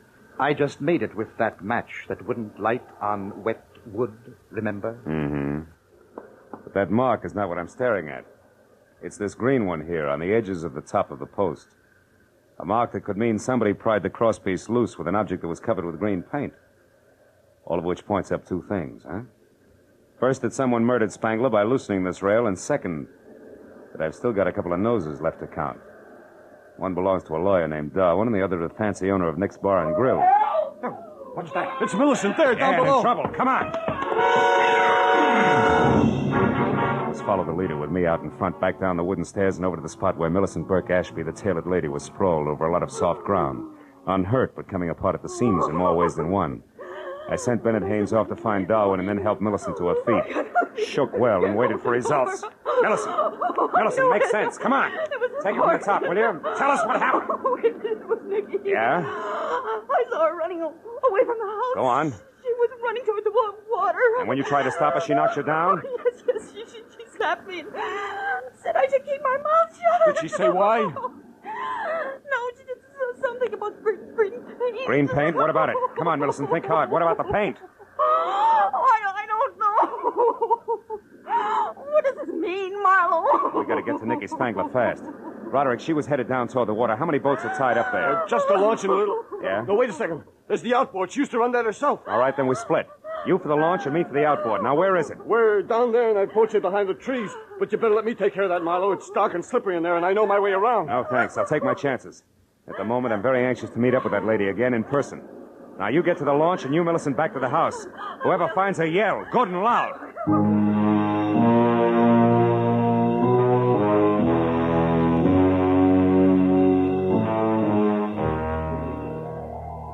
The boat shed was a one-room bungalow on stilts. When I started inside, slowly, unsure of both my footing and the company on hand, I was suddenly very sorry that I'd left my .38 back in L.A. But in the next minute, I began to breathe easier because just visible ahead of me was the Spangler outboard. And when I got closer, I saw that it was empty. Then I heard somebody behind me. I turned just in time to see a thick, crooked branch coming at my head fast. Oh! Oh!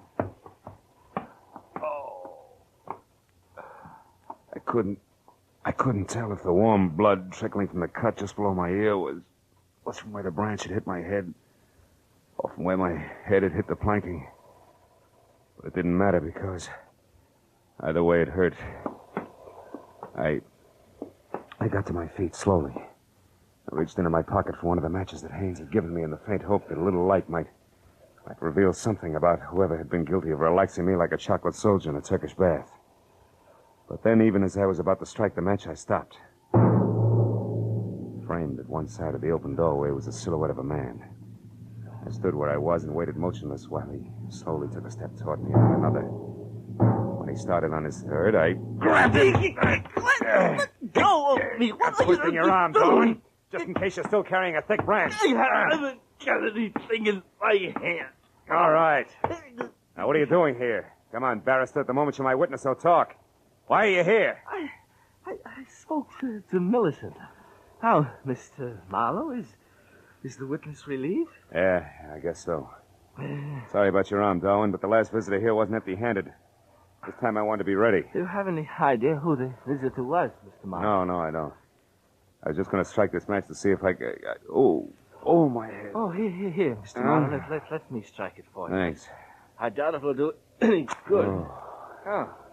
Now, there, you see anything? No, nothing. Well, it was a long shot anyway. And what? What do you see, Mr. Marlowe? What is it? Darwin. Something I should have seen a long time ago. And by that I mean that the launch of Nicky Spangler is my next stop. Goodbye, friend. Thanks for the interruption. It may save a life. It was a 440 with plenty of obstacles and no lights from the boat shed down to the launch. But even as I got there out of breath with the shooting pains in my head making a dartboard out of the lining of my scalp, I knew who had murdered Julia Spangler. What I didn't know were the whys and wherefores of the green paint that had everybody running. A minute later, I quietly climbed aboard the launch and started slowly for the stern where I could hear voices. I knew that the explanation wasn't far off. When I was close enough to see Nicky standing in the reflected light of the moonwash, I didn't have to hear anything because, clenched in her hands and held close to her side, was the answer to the marks I'd seen on the post on Spangler's balcony. It was a crowbar, the business end of it covered with green paint. Opposite her was the reason for the fear in her voice. It was the man who had killed the practical joker, Julius Spangler's ever-faithful secretary, Roderick. You're being awful stubborn, Nicky, which is something you must have got from your late granduncle. Now, give me that crowbar. Why? So you can get rid of it, me too, and then return to the others and mourn the loss of your employer? Sure. I just love everyone to think that I miss him terribly when the truth is that I kill him. I hated him and his stupid jokes every minute of every day that I worked for him. Hated him, Nicky, the way I hate you and your snooping ways. Now, give me that crowbar! Don't do it, Nicky. Don't move, Roderick. I'll blow your head off. Oh, Phil, thank goodness. Now get back, Buster. Get away from her and stay in one place or I'll shoot. So help me. Marlowe, he did it. He killed Julius because he hated him. That and a chance at $500,000, right, Broderick? I don't know what you're talking about. Then, oh, my head. What is it, Marlowe? Nothing, honey. I walked into a branch that our friend here was holding a little while ago. I still don't know what you're talking about. And I'll make it real plain. Roderick, you killed Julius Spangler because you wanted to turn his greatest practical joke into a bonanza for yourself. You wanted that screwy will to stand. Nobody else was in on the gag, not even the lawyer. So nobody else would ever know that it was only a gag. Nor would anybody care that some wacky old cousin who liked butterflies accidentally fell to his death. But, Marlowe, Julius was killed after we all knew the whole thing was only a practical joke. Yeah, but that wasn't part of the original plan, Nicky. Julius wasn't going to unmask himself in the joke about the will until the next morning. Isn't that also correct, Roderick? Yeah, that's correct, smart guy. Yeah. I was going to get everything. But when that failed, I still wanted him to die. And I would have gotten away with that if this dame here hadn't been so curious about those green markings on the railing. And, Roderick, if this same dame hadn't also remembered a crowbar that she'd once spilled some green paint I on. heard enough. Yeah, for the time being, I guess you have. Oh, Marlowe, it's your head again, isn't it? Yeah, isn't it, the poor boy? No, you don't, Roderick. Stay back. Oh, Marlowe, you all right? Huh? Are you? Not exactly, honey. Did you get him? Yeah, with the crowbar, no less. Oh, But you better give me your gun in case he wakes up suddenly. I can't. I haven't got one, baby. You don't have one, but you're going to pass out. What'll I do with him? Oh, baby, there's only one thing to do. Let him have it again.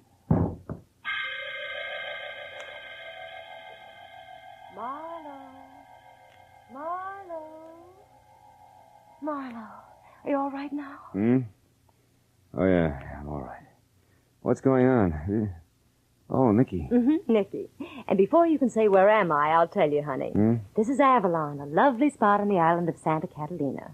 It's now 2 o'clock in the morning. Your head isn't so much as fractured, and you're sitting up in a chair that belongs to the nice lady who rented you this room at a reasonable price. And the others? All back at the place, except, of course, Roderick.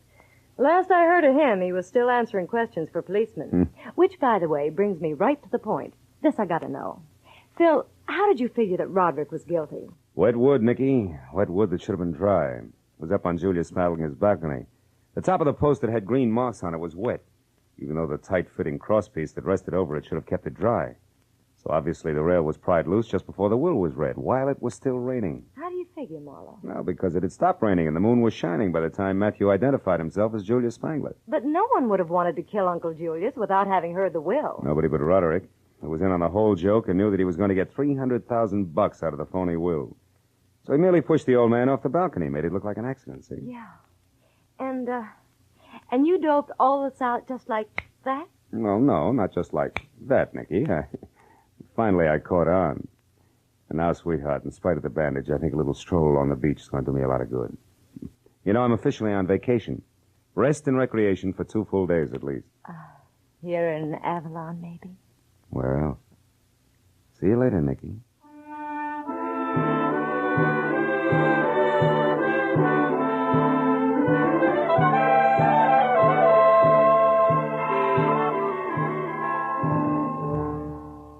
I got outside and down to the pretty strip of beach that runs along behind the spot where the steamer docks. I felt a lot better. I sat down on the moon-drenched sand and relaxed for the first time that night. As I sat there, I reached into my breast pocket for a cigarette, but instead came out with the expensive cigar that Matthew Spangler had given me. It wasn't until I had lit it and was puffing along that I suddenly remembered that Matthew Spangler had really been Julius, so I got rid of the cigar.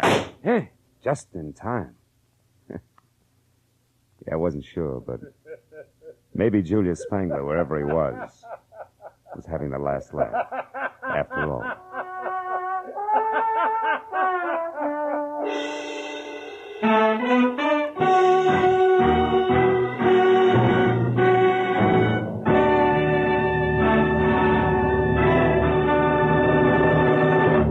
The Adventures of Philip Marlowe, created by Raymond Chandler, star Gerald Moore, and are produced and directed by Norman MacDonald. Script is by Mel Donnelly, Robert Mitchell, and Gene Levitt. Featured in the cast were Ellen Reed as Julius Spangler and Doris Singleton as Nicky, with Ann Morrison, John Daner, Paul Duboff, and Peter Leeds. The special music is by Richard O'Runt. Be sure and be with us again next week when Philip Marlowe says... The partner from Mexico City, the stranger dead in Nevada, and the man with the cauliflower ear. All added up to a corpse on a concrete floor. But I couldn't figure why until I had found out that there was one name above all that had to be remembered.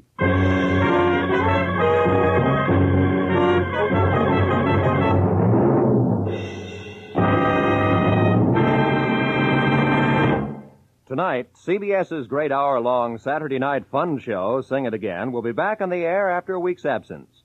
Be sure to be around later tonight when Sing It Again returns with its phantom voice mystery and its riddle songs, which pay off in wonderful prizes. This is Roy Rowan speaking. Now, stay tuned for The Case of the Red-Headed Bank Robber, tonight's gangbusters drama, which follows immediately over most of these same CBS stations.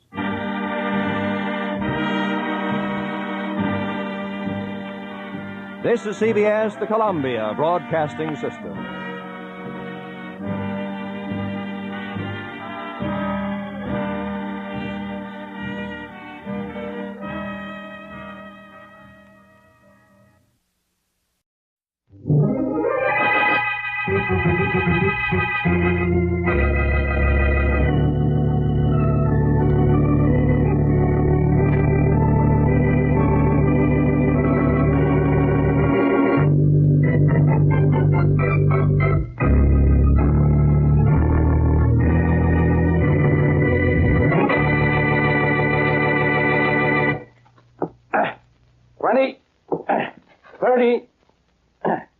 And a bullseye of 100. 150 points. Let's see you do better than that with 3 dots, Monahan. Go ahead, toss them. 50, 30. On the line, almost a bullseye, but it's only 75. What's 75, Inspector Faraday? Twice your IQ. Who said you could come into police headquarters, Blackie? Get out of here. Faraday, you tried to escort me in here yourself a dozen times. What about it? Get out of here now, I'm warning you. One of these dots will go wild. How many points does it count if I catch it between the teeth? What do you want, Blackie? You, which shows how easy I am to satisfy. Okay. Monahan, get lost. We'll go on with our game a little later. I better be alone with this guy. Talkative guy, that Monahan. What do you want, Blackie? Come on, I'm busy. I've come down here to make you a very happy person, Inspector. Well, leave now, and you got what you came for. Now get away from that target. 30? On the line, Faraday. It's only 10. Ever hear of a guy named Bellows? No. 50. Lucky shot. Sam Bellows, a cripple. I never heard of him. Is that all you came down here for? 75. That's better. That's awful. I suppose you can do better. Than you? The answer is yes, no matter what you might be referring to. Give me the dart. 3 is all you get. Then you get moving, you hear? I think you'd better go down and see this Sam Bellows, Inspector. Oh, you do, and that's nice of you. Why? Because he's dead. Bullseye, that's 100. So he's dead, so what? We probably died of natural causes. That's true enough. There's nothing unnatural about dying when you've been murdered. Bullseye. 100 points more. Fellows has been murdered? How do you know that? Come on, talk. Sure, Inspector. You see, I killed him.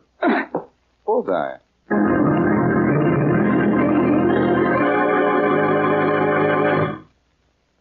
Now back to Richard Calmer's Boston Blackie. Enemy to those who make him an enemy, friend to those who have no friend.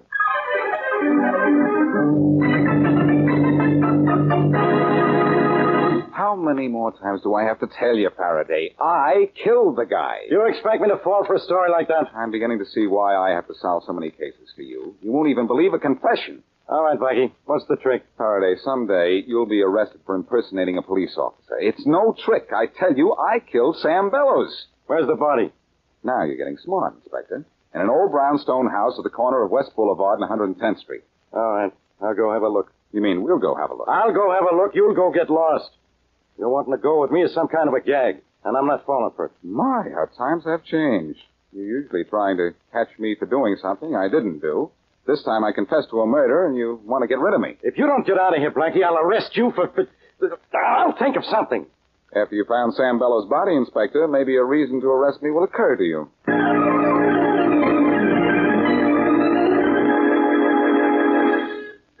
Mary, that's probably Charlie Kingston. Let him in, will you? Oh, of course, Blackie.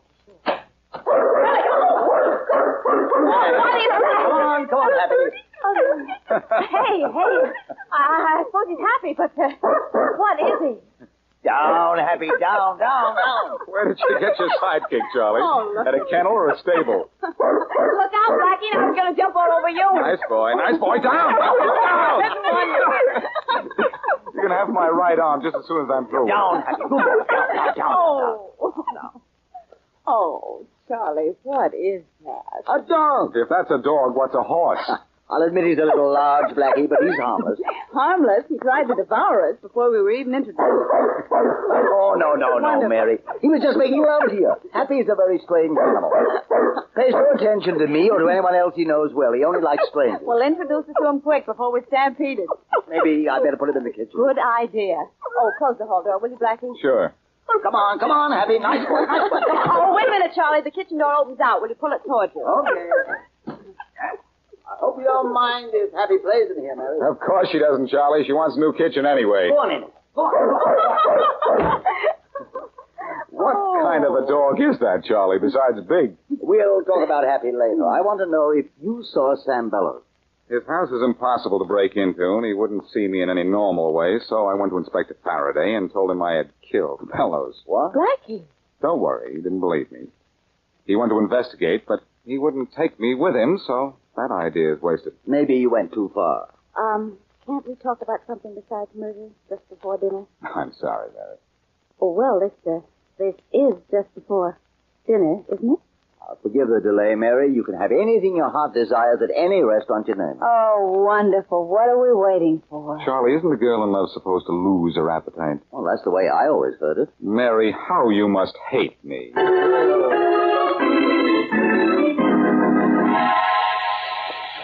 Come on, Rollins. Haven't you cut through that door yet? Come on, let's hold you up. This is just an acetylene torch, Inspector Faraday, not a 20-millimeter tank gun. And this is a steel door. Yeah.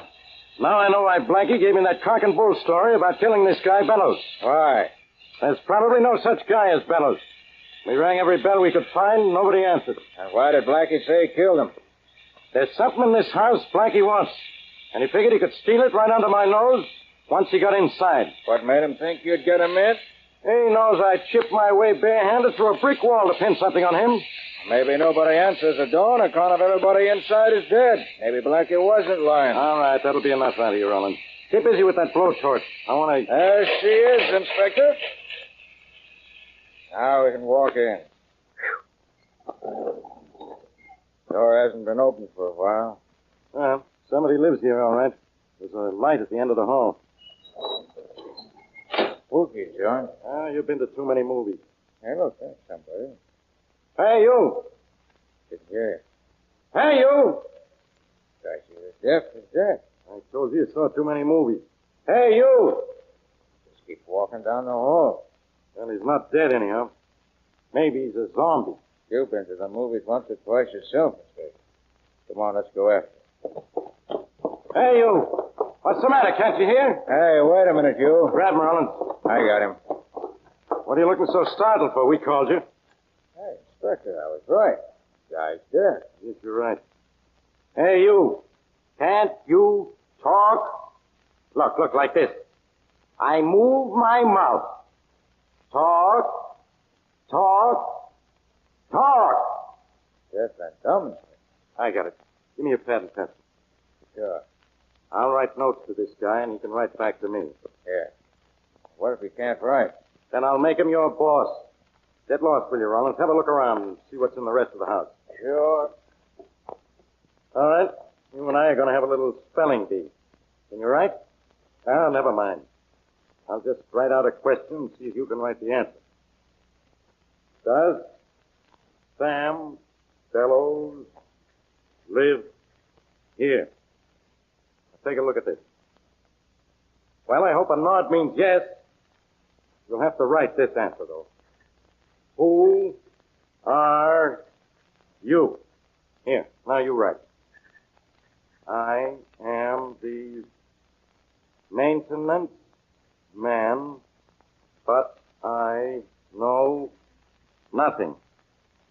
You want to see Frank Lewis, Mr. Bellows' financial advisor, or Larry Addington, his nephew.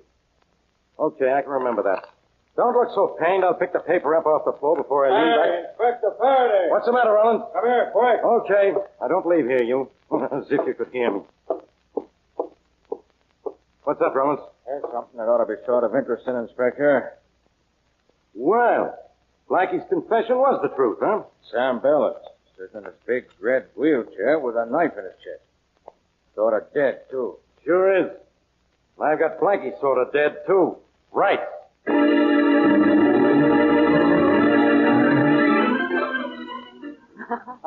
Well, thanks, Mary, for a wonderful evening. You're sure you don't mind if I leave Happy here in your apartment overnight? Oh, of course not, Charlie. He's a lovely dog. And he seems to like it there in my kitchen. Well, thanks. And thanks for the wonderful evening, too. And thank you for the wonderful dinner. And thank me for just tagging along, I suppose. Now, I am not expecting anyone. Well, let's see who you are not expecting. Alas, it is my secret lover. I confess all. Oh, come in, come in. Yes? Hello, Miss Wesley. Inspector Faraday. Some secret lover. Blackie here? Yes, come in. He was just leaving. Well, the pleasant part of the evening is over. You're here, Inspector. What do you want? You, Blackie? Mary's got a priority. Thank you, sir. Faraday, this is Charlie King. How are you? How do, Inspector? I think we met on the phone several weeks ago. Oh, that's right. So you did. I hope you enjoyed yourself this evening, Blackie, because it's the last fun you're going to have for a long time. Why, are you resigning from the force? I'm arresting you for murder, Blackie. Now, who did I kill? Sam Bellows. What? Blackie, you said you didn't see him. I didn't. Oh, no, of course not. And how'd you know he'd be found dead? Was he? He was. Come on, Blackie. I'm taking you down to headquarters. Faraday, don't be stupid. And put that gun I'll away. put it away when you're tucked away. In jail. Come on. All right, Inspector, you win. But let me get my raincoat, will you, from the kitchen? Oh, no, you don't. But all I want to do Go is... into the kitchen and duck out the back way. But, huh? Inspector, I promise I'll you... get don't- your raincoat for you. Which is the kitchen door? Blackie, Happy is in. Yes, I'm happy about the whole thing, too. Don't worry, Charlie. Oh, so everybody's happy, huh? That's fine. Now, which is the kitchen door? That one. Now, don't move, Blackie. I still have a gun on you. Yes, teacher.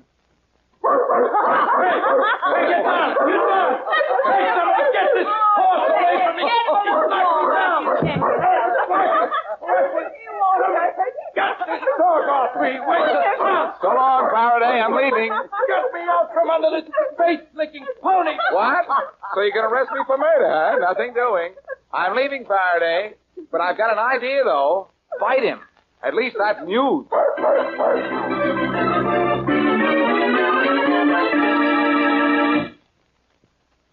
And now back to Boston Blackie.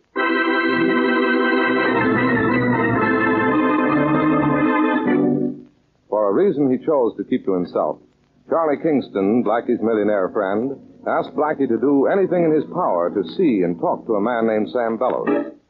Unable to break into Bellows' home, Blackie came to Inspector Faraday, with a story that he had killed Bellows in his home and should be taken to the scene of the crime. But Faraday suspected Blackie's confession was a trick and went to Bellows' home alone. There he found Bellows, murdered. Faraday then tried to arrest Blackie for murder, but Blackie, as usual, escaped. It is early the next morning. As we return to our story, Blackie and Charlie Kingston, dressed as policemen, are climbing the steps of Sam Bellows' house. Are you sure we'll get by the policeman at the top of the stairs? Look at your clothes. We're policemen, too, remember? Mm-hmm. Won't this police guard recognize you? Not with a visor and my cap pulled down. Good morning, boys. Inspector sent you to relieve us? The relief men are coming up in a few minutes. Faraday sent up a special detail, okay? Sure. Go on in. Come on, Charlie. All right. Hey, wait, I'll open the door first. Thanks. Who else is here? Only Thompson. He's upstairs. Okay, thanks.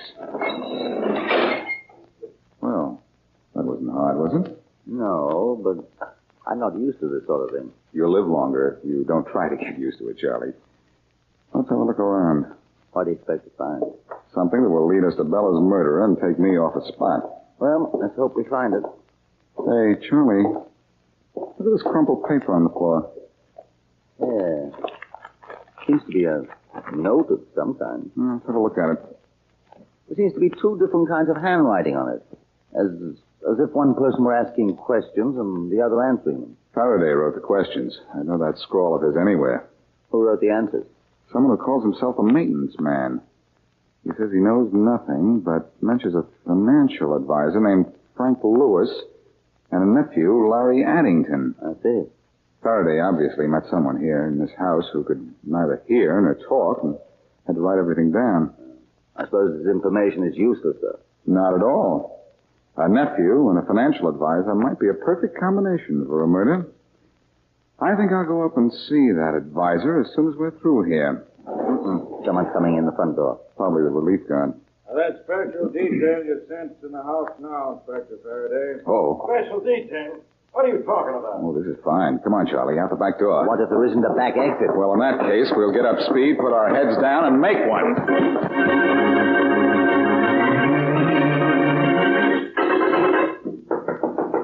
Yes? Frank Lewis?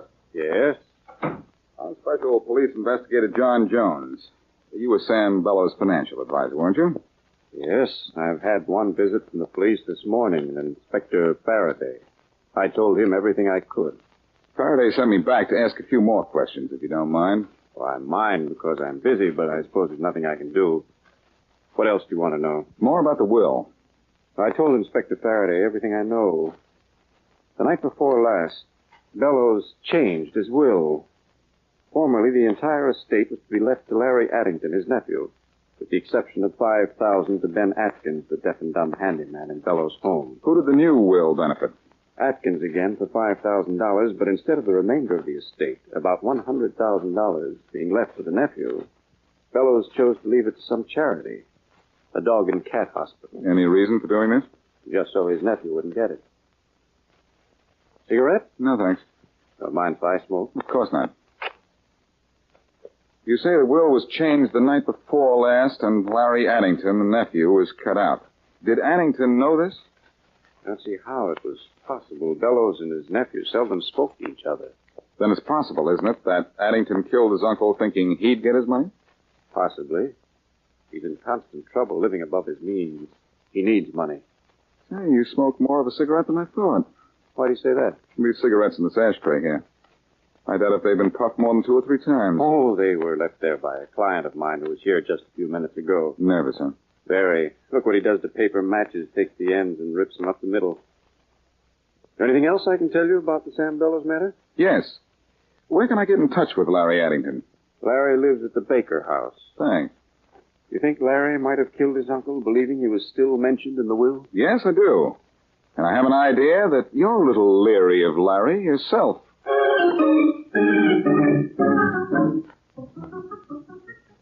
You have to stand still, Mr. Addington. Well, hurry up, will you, Martin? I'm trying to hurry, Mr. Addington, but I can't face the truth. You don't stand still. I don't like to stand still. Oh, we're going to be interrupted again. Come in. Tom, I told you not Larry to... Addington in here? I'm Larry Addington. Good. I'd like to talk to you. Yeah, some other time. I'm busy having a fitting. Did my man let you come in here? Please, Mr. Addington, stand still. Where do you intend going in that suite, Addington? To a racetrack? Your opinion is uncalled for, and so is your presence. There, Mr. Addington, how do you like the way the coat hangs now? Well, I guess it's all right. Why all the new clothes, Addington? Anything wrong with a few new suits? Since my uncle was killed, I'm rich. Are you? Yes. I want to look the part of a man who's just come into a fortune. Well, look the part if you want to, Addington, but you haven't come into a dime. Wait till you read the paper. Wait till you read the will. My uncle left his money to me. Mr. Martin. Yes? Don't just stand there. Don't have all day. Oh, I was interested in this man's remark about your uncle's will. What remark? Well, forgive me, but he said... I said Addington here was completely cut out of his uncle's will. What? That's not true. I saw my uncle's will last week. Well, you should have seen it last night or the night before last, just before he was killed. He changed it? He made a slight amendment, Addington. He cut me off? Without a cent. How do you know?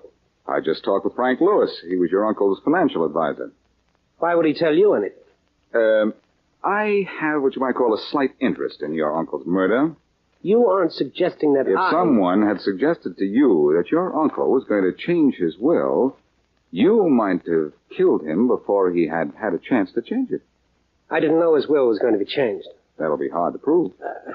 Well, just try to prove I killed him. You know something, pal? That's exactly what I'm going to do.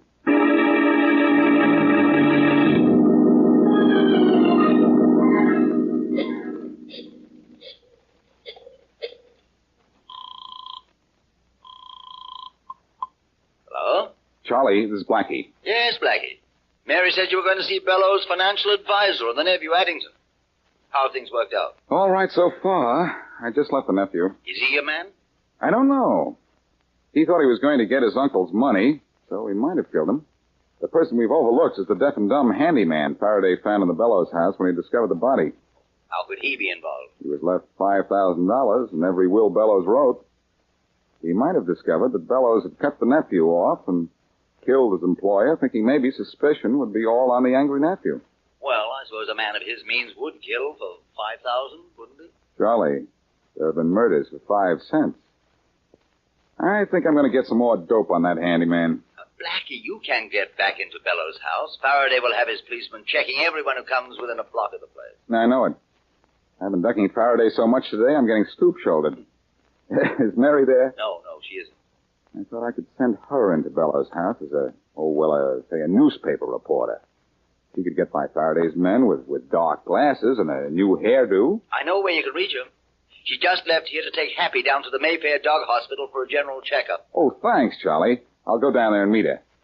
Maybe I even belong with the dogs after the way Faraday's been hounding me.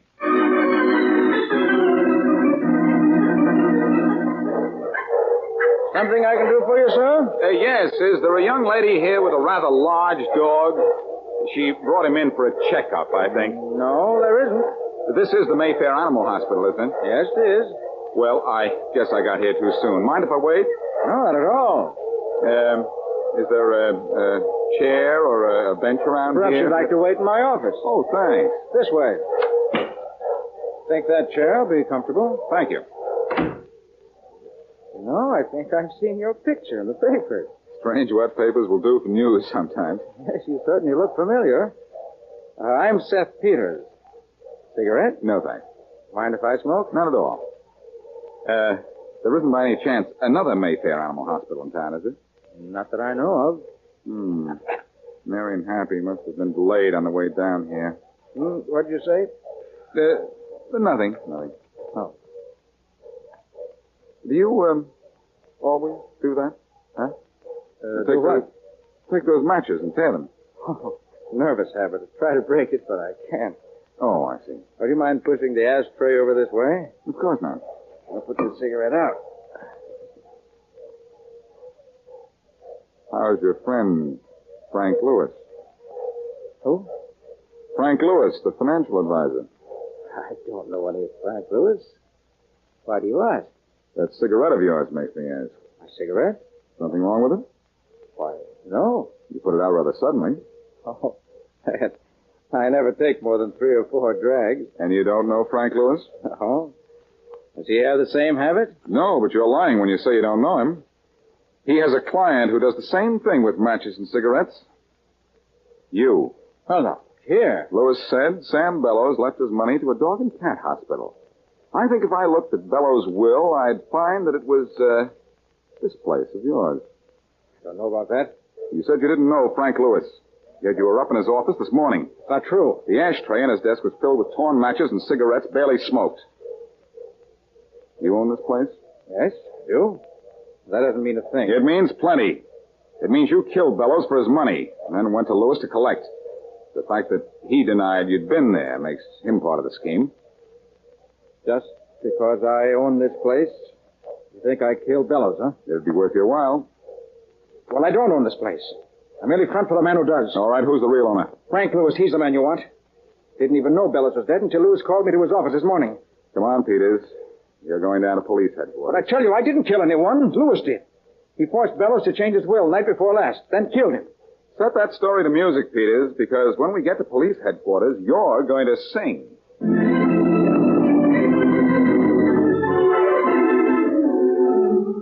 Well, I guess that's about all there is to tell, Mary. When Peters got through talking, Faraday had Lewis in jail. That clears up everything, Blackie, except why you wanted to get in to see Bellows in the first place.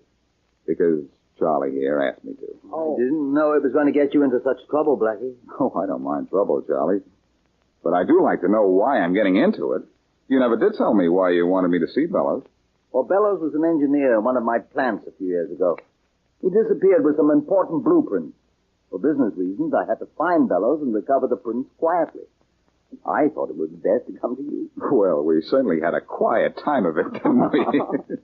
Hey, let's not forget that Charlie's dog helped solve this case. Yes, I suppose Happy did have a share in this, didn't he? Sure. I think Inspector Faraday should give Happy a medal. Or make him a member of the force. Oh, Blackie, don't be silly.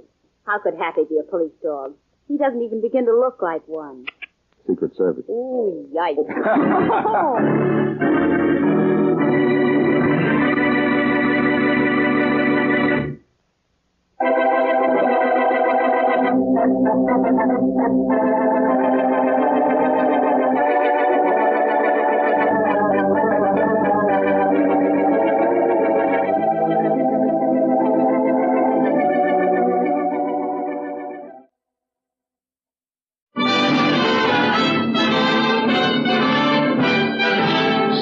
California, on behalf of independent Chevron gas station and standard station throughout the West, invites you to Let George Do It.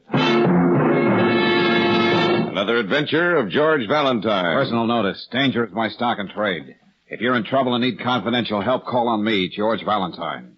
Write full details. Dear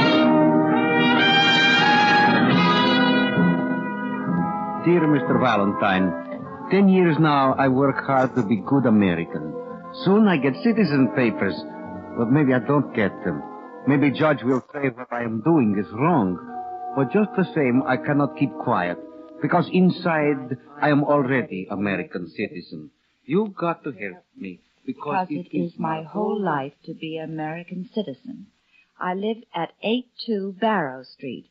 I am yours respectedly, Stepan Karowski. Well, I'd say that's a little on the pathetic side, Brooksy. Yes, but what can it be that he doesn't know is right or wrong? Oh, probably nothing at all. Chances are Stepan Karowski is just over-worried about getting his citizenship papers. Well, it's pretty clear they mean everything to him. Well, I know. Anyone who can write a letter like this, and I don't mean the grammar, deserves a few minutes of another citizen's time.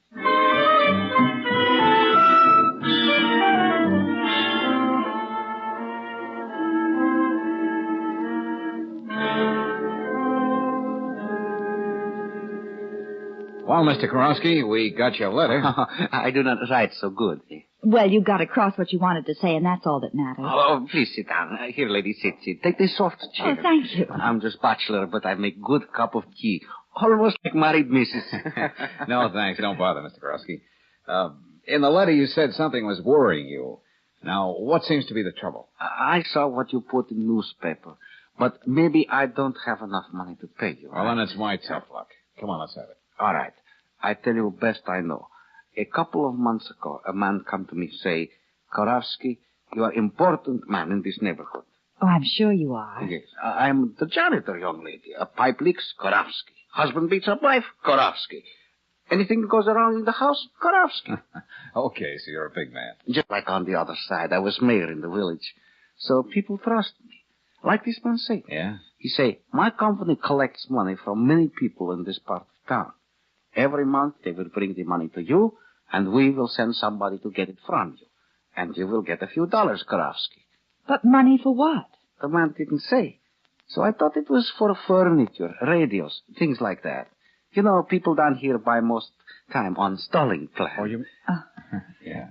So people start coming with envelopes and the money inside. But they also look at me like they want to kill me. Some don't even talk to me in the streets no more. And that made you think something was wrong. That's why you got in touch with me, huh? No, Mr. Valentine. Something happened very bad, very bad. Mrs. Andello, I know her a long time. She said to me, this month I have no money. And she began to cry. I say, don't worry, you pay next month. Then what happened? Next day I find out Mrs. Andello, she go in kitchen and turn on the gas. Oh, how dreadful. Yeah. Well, maybe she had other troubles. No, this is why she killed herself. I know it. Maybe I'm helping break the law. Well, when this man comes around, why don't you just tell him you don't want to play anymore? They will just get somebody else to do same thing. As good American, I cannot let that happen. But that is where I'm stuck. Oh, I get it, Mr. Karowski. If you go to the police, they'll find out you were mixed up in this. And I don't get my citizen papers. I try so hard to do everything right. So the judge is proud to make Karowski citizen. But this is some kind of racket, George. Mr. Karowski's on a spot, all right. Oh, it's a racket, sure enough, Brooksy. No collection agency would work this way. Say, when does this man come around the next time? The man only came first time.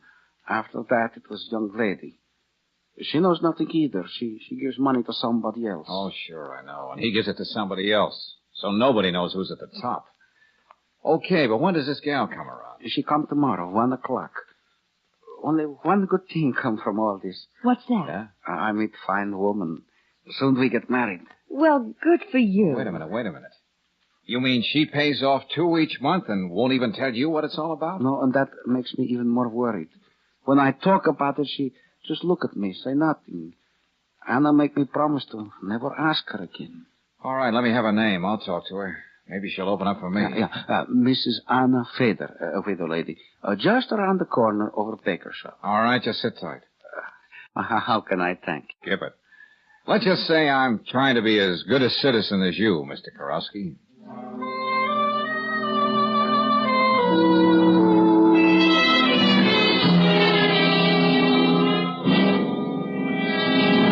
I tell you nothing. Nothing. Mrs. Fate, what are you afraid of? You get out now. Go. Don't you see what this means to Mr. Karowski?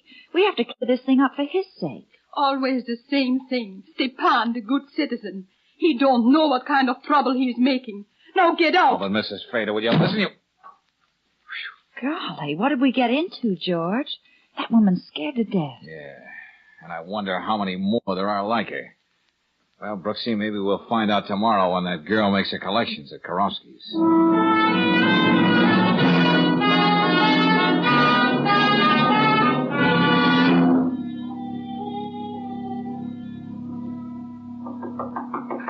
That's Miss Cover now. Always right on time. Okay, come on, Brooksy. Behind this curtain. And don't sneeze. Oh, why'd you have to say that? Now I know I will. Just a minute. I'm coming, please.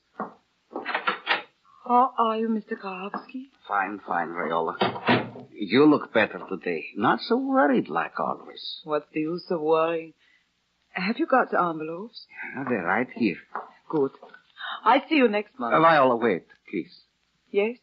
Don't you know even a little bit who gets this money and why?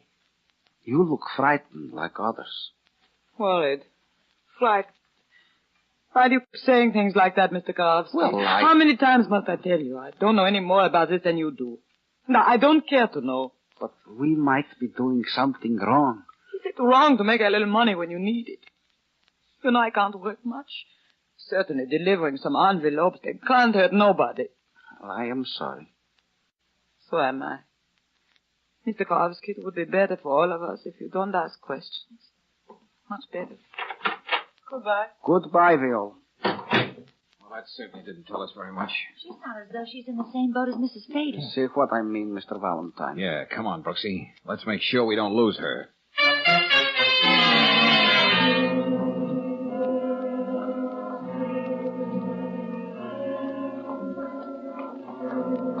She's headed right for the Von Dome apartments. Pretty swank, huh? Pretty strange, too. Hey, wait a minute. She's going into the servants' entrance. And so are you. Find out where she's going, Brooksy. But how? Well, make believe you're a maid, hairdresser, anything. Get going. Oh.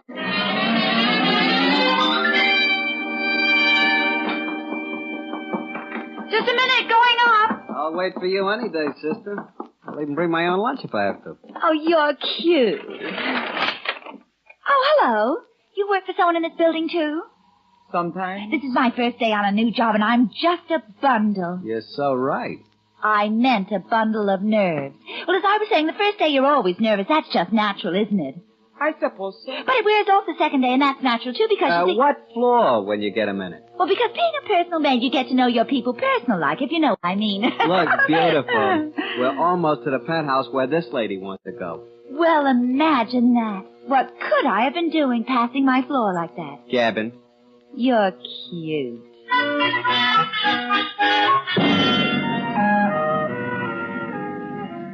George, Viola might be doing housework in the Armstrong penthouse and won't be down for hours yet. Yeah, well, I don't intend to wait for hours. Besides, it won't hurt to find out just who Maurice Armstrong is. And who are you going to be? Well, I'll think of something on the way up.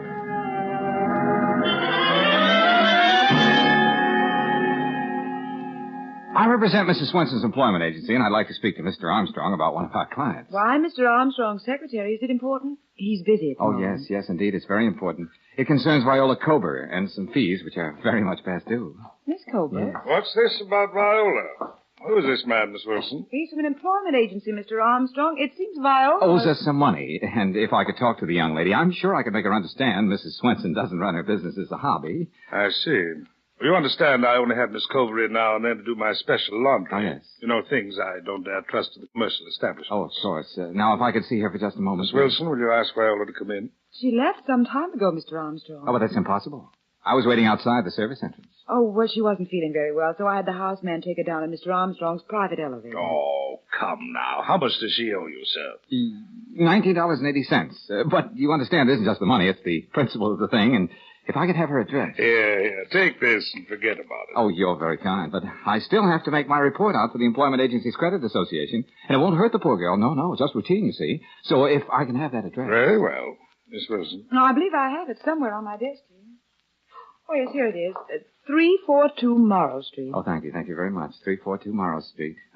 Sorry to inconvenience you folks, but you'd be surprised the things I have to do on my job.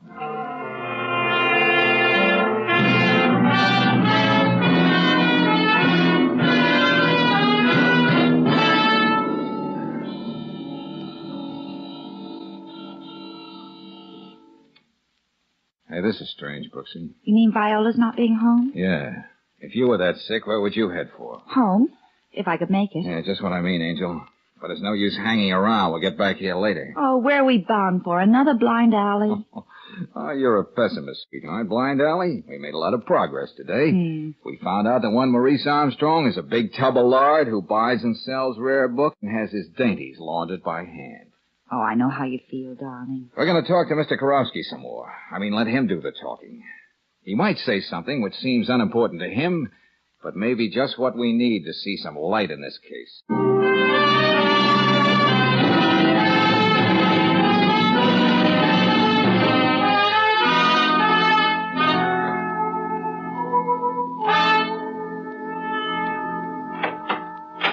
George, the door's unlocked. Yeah, wait, Angel. I'll put the light on. George! Oh, they couldn't have done a better job if they used a bulldozer. Mr. Karofsky! Mr. Karofsky! Don't be naive, Brooksy. They didn't make rubble out of this place just for the exercise. No, they gave Karofsky this little party and took the guest of honor with them. George! Huh? Oh, come here, look. Yeah, blood. Oh, they couldn't wait, could they? They started working him over right here. Oh, but he's such a little man. We're up against a racket that thrives on little people, Brooksy. But what kind of a racket? What do they do to scare people dumb? Well, we'll keep running up those blind alleys till we find out.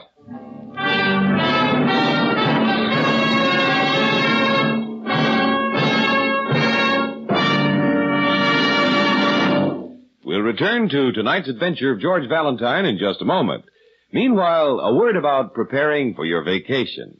A friend of mine found he was robbed on his vacation by a handful of weak spark plugs and a dirty air cleaner. He discovered that dirty, cracked, or chipped plugs can't fire properly, that they can waste up to 1 gallon of gasoline in 10. He learned, too, that a dust-clogged air cleaner can waste as much gasoline as driving with your choke out. Before you start on your vacation, prevent gasoline robbery by doing this. Have your spark plugs inspected at an independent Chevron gas station or a standard station. If your present spark plugs have given you 10,000 miles of service, you may be money ahead by getting a new set of Atlas Champions. Atlas Champion spark plugs are precision-made for accurate timing, full flash sparking, and trouble-free service. And don't forget to have that air cleaner serviced. It's a quick, inexpensive job. Get these two services at a standard station or independent Chevron gas station where they say and mean, we'll take better care of your car.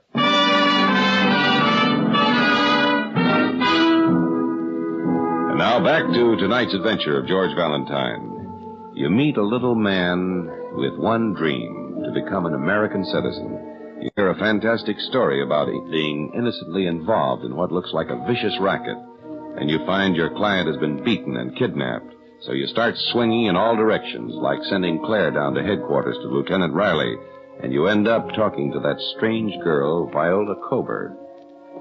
You took a long time to get home after you left Mr. Armstrong's. 'Twas my day to work for him. Why I should tell you anything? Well, Viola, let's call it a rehearsal before you talk to the police. Oh, Okay. You know the information I want. there's nothing to tell. Once a month I get that money from Mr. Grabowski. I hand it to a man who's always waiting at the entrance to Hanover Park. Now we're getting somewhere. What man? He's a different man every time. Oh, now that's pretty slick. They know what you look like, but you don't know them, huh? I'm not doing anything wrong. I need whatever money I can make. You see, I'm not well. I can't keep a steady job. Yeah. I take it you met this Mr. Rex on the way home from the Vendome. Yes? Viola, I think you're holding out on me. I don't tell you anymore. I don't tell anybody. I have reasons. What's that supposed to mean? Whatever you wanted to. They're not going to do to me what they did to Mr. Karofsky. Now, please leave me alone, please. Okay, Viola, okay. But here's my card, just in case you need a sympathetic ear. Please, I just need to be left alone. I'll be hearing from you.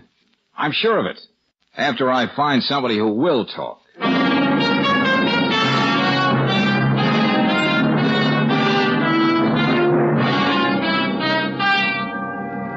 Well, how's it going, Bennett? Besides pictures of the old man's place, Lieutenant, nothing. Well, see what you can find on the stairs going up to the street. Oh, I don't know what's keeping George, Lieutenant Riley. He said he... Come on, Mrs. No, Fader. no, I don't want to see it. No, no. Are you afraid it might make you talk, Mrs. Fader? Valentine, what the devil? Lieutenant. Go on. Take a good look, Mrs. Fader. Oh. Yeah. And everything was always so nice. So nice. Oh, Stepan. And over here, Mrs. Fader. Here's something that's not so nice. Oh, no. Yeah, that's right. Stepan's blood. Where is he? What are they doing to him? If you want to find out, and if you love him, you'll loosen up. Now, who are you paying that money to every month, Mrs. Fader? All right.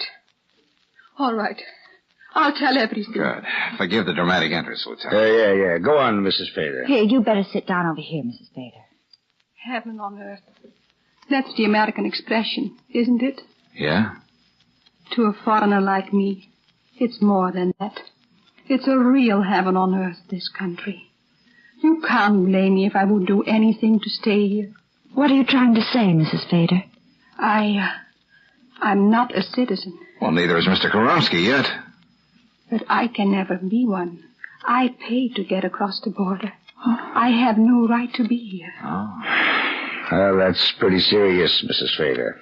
I know. And they know it. That's why they make me and the others pay. All my life I would have to pay, or they would tell on me. Uh-huh.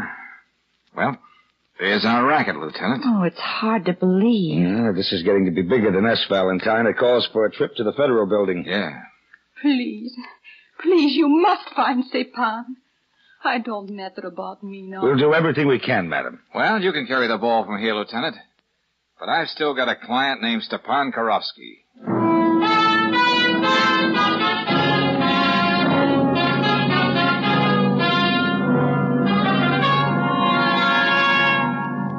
Brooksy, I'm going to stay right here in this office all night till I think of something. So go on home, get some rest. I can't hear a word you're saying. Thanks, honey. Oh, darling, you mustn't blame yourself. Oh, just I keep thinking of that little guy. Pipe gets a leak, Karofsky. Anything goes wrong, Karofsky.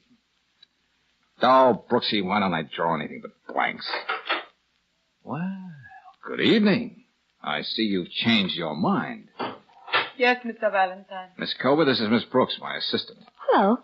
Don't make any difference now. I read the papers. Why those people paying all that money? Oh, come now, Viola. You knew that all the time, didn't you? Yes, but I couldn't say nothing because I was just like all the others. Okay. Now we both know. So what? The immigration people, they get me soon enough now. May as well tell you everything. Perhaps you can still find Mr. Karofsky before... What's everything supposed to mean?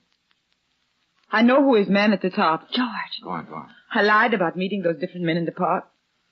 I always brought the money directly to Maurice Armstrong. Why, that fat pig. It's bigger than you think, Mr. Valentine. He takes all he can get to smuggle people in the country and then blackmails them for the rest of their lives. Anybody's guess in how many other big cities he does the same thing. Uh-huh. Shall I call Lieutenant Riley, George? No, Brooksy. We'll pick him up on the way to the Von Dome. It's his party, but I want the pleasure of making Armstrong tell me what he's done with Karofsky. Mr. Valentine, I'm afraid of what they do to me. You'll be okay, Viola. We'll drop you off at your place first. Lock yourself in and stay put till you hear from me. Now, come on, let's get going.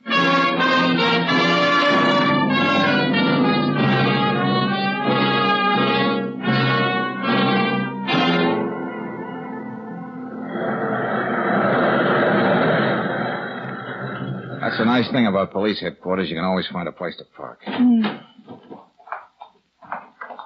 I feel so sorry for Viola, George. She looks so cowed, beaten.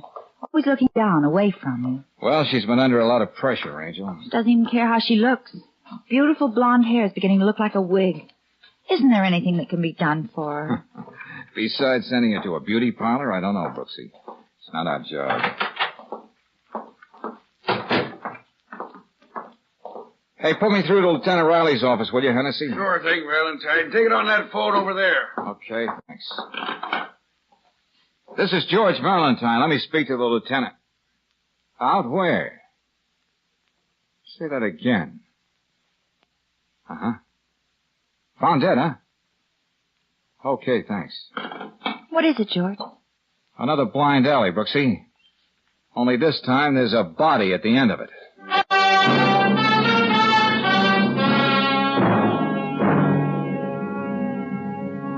Well, Valentine, there he is, sprawled over his desk, the gun still in his hand.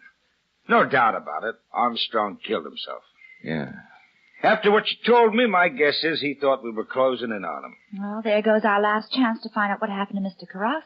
I've got the boys going through this penthouse with a fine-tooth comb, but no records at all on this alien racket. Oh, they'll find something because Viola put a finger right on him. Who reported the suicide, Lieutenant? Well, the houseman came in to say goodnight and found him like this. I remember the name from what you told me yesterday, so I beat it right over. I just heard about Mr. Armstrong.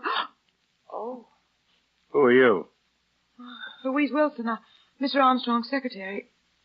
I was. The girl on the switchboard called my apartment and told me what happened. Oh, I see. Well, Miss Wilson, just what were your duties as Mr. Armstrong's secretary? Did you notice anything strange about his activities? No, he was a very well-known rare book dealer. Kept records of his transactions, cataloged the volumes. Went to dealers with him. Mm-hmm. I did notice he was very nervous and irritable the last few days. Oh? How do you mean? I don't know. He acted as though he were afraid of something. Was there anything, Miss Wilson, to make you suspect that he might have been interested in something else besides old books? Well, to tell you the truth, Mr. Valentine, I've sometimes wondered about some of the people who came to see him, Huh? Oh, yeah? They were practically all foreign-born. Of course, so many book dealers are. Well, okay. Now we'd better get a hold of that girl, Viola, so she can identify Armstrong before we take him down to the morgue. Oh, I'll pick her up, Lieutenant. Oh, I just thought of something else. Well, let's have it, Miss Wilson. About a week ago, Mr. Armstrong gave me a package to keep in my place. He told me if anything ever happened to him, to mail it to a certain address he gave me. Well, for the love of heaven, why didn't you think of that before? I could have it here in half an hour. All right. Get going, please. Yes, Lieutenant. Well, what's the matter, George? Why don't we get going for Viola? Oh, there's no hurry, Brooksy. What do you mean there's no hurry? We want to get through here tonight. Well, that's been the trouble with me up to now, Lieutenant. I've been trying to cover too much ground too fast. But now I'm beginning to get a nice, clear picture of this whole deal. If you don't stop talking in riddles, I'll... See you in a little while, Lieutenant.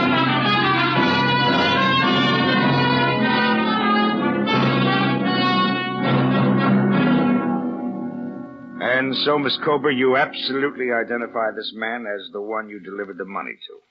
Yes, sir. Mr. Armstrong. Well, that settles that. Now you can run along. Just a minute, Viola. Yes, Mr. Valentine? Remember the first time I met you in your room, you said you didn't want them to do to you what they did to Mr. Karofsky. Yes. How did you know that anything had happened to Mr. Karofsky? Well, Miss Brooks and I were the only ones who knew that. You must have misunderstood what I say. Well, maybe I did at that. Valentine? Lieutenant, I wonder why Miss Wilson isn't back yet. She's been gone more than an hour. Would you have any ideas on that, Viola? Of course not. Why should I? Isn't it a safe bet to say that Miss Wilson could never get back here until you've gone? George, you're trying the lieutenant's patience and mine, too. There's another question you might be able to help me with, Viola. I don't understand. Miss Wilson only knew me as the man from Mrs. Swenson's employment agency. Now, why wasn't she surprised when she saw me here tonight? And why did she call me Mr. Valentine? Lieutenant, what is he saying? I don't know. Remember, Brooksy, you remarked about Viola's hair? What a pity it was that such a beautiful blonde locks were beginning to look like a wig. Well, that's what it is. No! What the devil? She's a brunette. And if you took a handkerchief and rubbed some of this theatrical makeup No, off like George, this... take your hands Underneath, you'll find Miss Wilson. You're right. No. Oh, yes. And not Mr. Armstrong's secretary, his boss. Well, Valentine, this tops them all. And she's all yours, Riley, after she tells me where she's got Karofsky.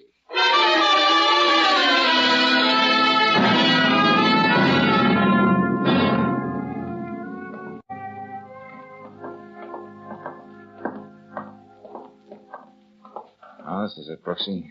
Oh, nurse, may we see Mr. Karofsky now? In a few minutes. If you will just sit here, I'll call. Okay, thanks. Oh, still hard to believe. What's that, Angel? The whole elaborate plan. Miss Wilson, killing Armstrong and making it look like suicide. Well, think of what she had at stake. A nationwide racket, smuggling in aliens, then bleeding them for the rest of their lives. And the silence of the victims almost guaranteed, until Karofsky's conscience began to bother him. She fooled me completely. So then she got rid of Armstrong, who was just a figurehead.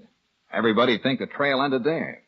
And with all the records nice and safe, she could go right on, under any other name. You can go in and see Mr. Karofsky now. Okay, thanks. Let's go, Brooks. Right.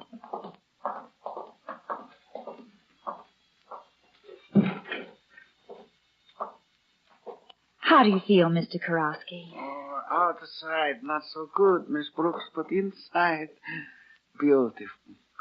Thank you, Mr. Valentine. Oh, thank me. Coming from a guy who took the beating you took? That's a laugh. We spoke to Lieutenant Riley, and you don't have a thing to worry about, Mr. Karofsky. You've practically got your citizenship papers now. I am very happy. Oh, yeah, there's another thing. Yes? There are a lot of things a new American citizen can do. For instance, if it's all right with the judge, the moment he gets his papers, he can be married. Huh? And if the lady isn't a citizen, she becomes one, too. That is, after she spends a little time, say, in Canada, Mexico. You mean Anna and me? Let me be the first to congratulate you, Mr. Karofsky. Oh, my, this is a wonderful country.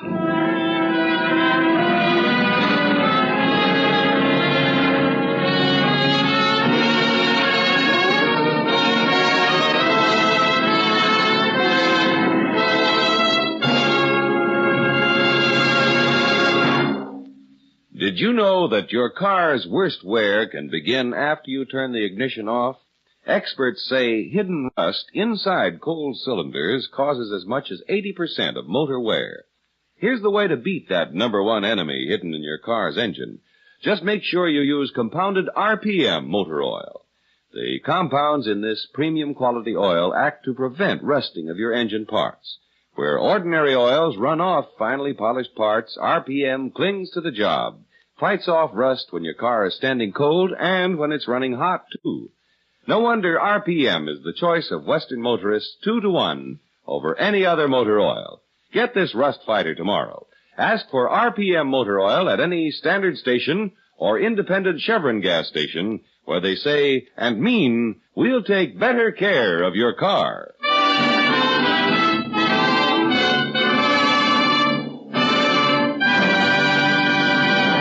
Next week, when you tune our way for another adventure of George Valentine, you'll hear... Now, look, Thorpe, I don't like to return such a very pretty check, but I'm here to call it quits. Oh, now, listen, you're not that busy. You can at least turn around when I... What's the matter with him, George? Just a minute, Priscilla. Hey, you'd better go on outside. If he could turn around, it would be the neatest trick of the week. He's got a letter opener stuck in his chest.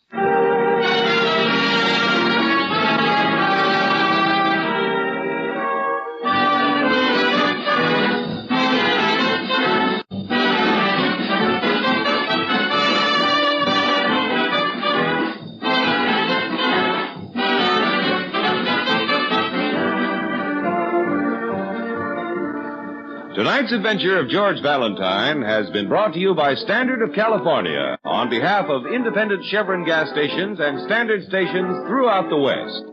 Let George Do It stars Robert Bailey as George with Frances Robinson as Claire. Wally Mayer appears as Lieutenant Riley. Tonight's story was written by David Victor and Herbert Little Jr. and directed by Don Clark. Also heard in the cast were Betty Lou Gerson as Viola, Louis Van Ruten as Kurowski, Yana DeLos as Mrs. Fader, Alan Reed as Armstrong, and Harry Bartell as the elevator boy. The music is composed and conducted by Eddie Dunstetter. Your announcer, John Heaston. Listen again next week, same time, same station, to Let George Do It.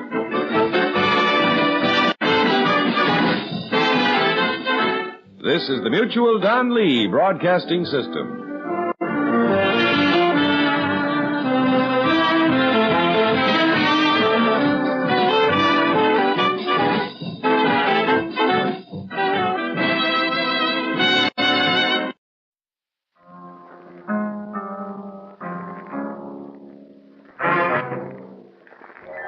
Time now for yours truly, Johnny Dollar.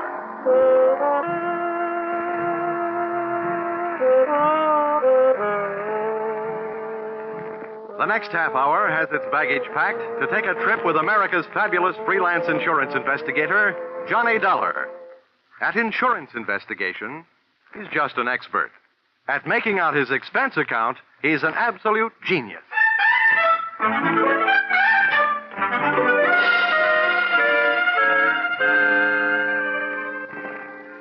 Expense account submitted by Special Investigator Johnny Dollar to Home Office, Highworthy Insurance Underwriters Association, Hartford, Connecticut. Attention, General Manager Harvey Anthony. Dear Mr. Anthony, here is your problem. The following is an accounting of my expenditures in the case of the $100,000 legs, or who put your company out on the limbs. Expense account, item 1, $60. $20 across the board on a losing horse I was rushed into betting on when you had me paged on the public address system at the racetrack.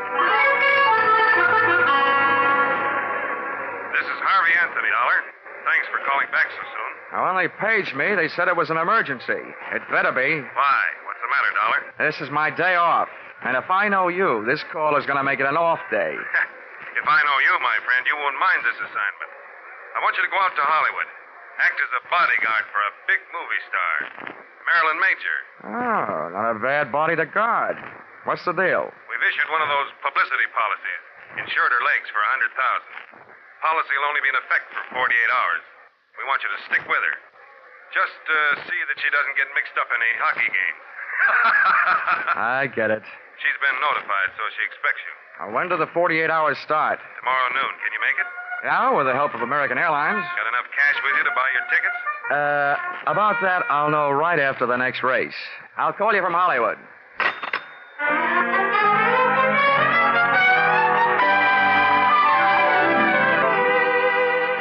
Expense account, item 2, $10. Borrowed from a friend. Taxi fare from the racetrack to town, where I cash check to pay, item 3, $186.13. Plane fare, Hartford to Hollywood. Item 4, $350. Cab fare, Los Angeles Municipal Airport to the home of the insured, Miss Marilyn Major, at the Horizon View Apartments on the Sunset Strip. Tip to driver, $1. Miss Major's apartment had the best view of the horizon, it being the penthouse. But her outlook was anything but rosy. I found the apartment door open. First I looked in, then I went in.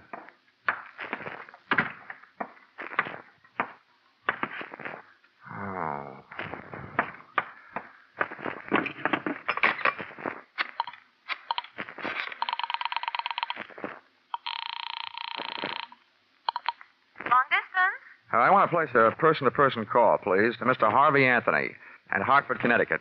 Volunteer 3-6000. My name is Dollar, as in blood money. While I was waiting to get Mr. Anthony, I wondered who had got Miss Major. In the movies, I'd always thought she looked right at home anywhere. And now, right there in front of me, she was passing her toughest test. Lying there, nice and relaxed. She looked right at home in the role of the beautiful gal who had just been murdered. Her face was calm. Her legs were neatly placed in the best of cheesecake tradition. The only thing not quite as it should have been was a very real bullet hole, which she was wearing where an earring should have been. But the next cameras that would be taking her picture would be police cameras. B pictures. B for bloody. Mr. Dollar? Oh, yeah? Here's your party. Go ahead. Oh. Hello? Hello? Hello, Dollar? Yeah, this is Dollar, all right. Anthony, first I want to tell you, those legs you insured are still in beautiful shape. Good, fine. I only hope you didn't also insure Miss Major's life. She's dead. What? Marilyn Major dead? That's right. Oh, we certainly do insure her life. We only issued that publicity policy on her legs as a courtesy. Dollar, get to work on it right away. I'll get to work on it, but don't waste too much hope. To me, it looks like your only out is if the policy does not pay off on murder. Murder? Good heavens. Well, there may be something about the case that'll save us from paying double indemnity for death by violence. Oh, this is death by violence, brother, any way you look at it. Okay, Anthony, I'll get to work on it right after I call the cops and make a report. Do your best. Goodbye. Okay, goodbye. Well, Hang up that telephone, mister. the dame standing in the kitchen doorway had .32 caliber steel in her hand to back up the brass in her voice. She was a youngster, but obviously an old-timer at a lot of things. Her hair was the same color as the murdered woman's, smoke blonde, and her dress was tobacco brown, and round and firm and fully packed. I said put down that phone. Yeah, sure, okay. Now, you do me a favor, will you? If you feel you want your finger near that trigger, how about moving it up to the front end of the trigger guard, huh? Mister, I only heard part of what you said, but you're not calling no police. What makes you think so? That dame in there's done me enough harm. I came here to kill her, but somebody beat me to it, and I'm not taking the rap. Okay, so beat it. Who cares? Then I'll call the police. Somebody's going to eventually. Before I go, I'm finding a few things and taking them with me. Now, come on, get up on your feet, mister. You're coming with me in the bedroom. Okay, don't get excited. Okay, mister. Over against that wall with your face in close and your hands straight up. Come on, move. All right. You learn this at the movies or by watching your friends work? Don't be a wise guy. I'm not as dumb as I look. Now, hold still. Look, sister, by this time I shouldn't still like you well enough to warn you, but what you're doing right now will get you in plenty of trouble, even if you didn't commit this murder. I'll take that chance. If you don't get picked up for larceny, they'll still get you for tampering with evidence. As far as the police are concerned, at the scene of a murder, nothing gets touched. They like it that way. What I'm taking won't even be missed. There are plenty more here just like them. That's all she's gotten here. Love letters from men. Who are you covering up for? Your boyfriend? It's none of your business, mister, but it's my husband I'm covering up for. Well, then you're just plain nuts. If he knew her, they'll find that out. Then if they want him, they'll find him. Yeah, and they'll find him dead. Huh? My husband committed suicide over that no-good dame this morning. Oh. No, I've had enough out of you. Back up. 2 steps. Okay. Now get over there and into that closet. Come on. Too bad. What's the matter? I always feel sorry for a sucker. I felt around in the dark. It was a small closet. That meant not much air. That meant doing something about it. I took my fingernail file, stood it on edge, and slipped it under the door, pressing down the nap of the rug. I did the same with my fountain pen. That would at least allow a small supply of air to sneak into my stuffy little cell. And then I glued my ear to the thin wooden panel that separated me from the bedroom. It wasn't long before my captor apparently completed her search. I heard her pass the closet door and head for the front room. I didn't hear her dial the phone, but it didn't take me long to realize that's what she was doing and who she was calling. Give me the police. This is an emergency. Hello? Hello, police? I want to report a murder. All right. Hello? There's been a murder. The movie star Marilyn Major in the penthouse. The Horizon View apartment on the Sunset Strip. Never mind who I am. I've caught the murderer. You'll find him locked up in the closet. From the moment she hung up, I could only guess what was happening. I heard a man's footsteps rush in and then his voice. Blackmail me, will you, you cheap... That's what I'm paying you for these letters. Now I'm taking them with me. I didn't think I had the time to spend picking the lock on the closet door, so I started kicking. The girl who had just tried to turn me into the cops was lying on her face in front of the telephone stand, and a covey of bullets had turned the brown silk on her back into wet red lace. She'd been shot in the back. And if she'd succeeded in finding her letters, her killer had taken them with him.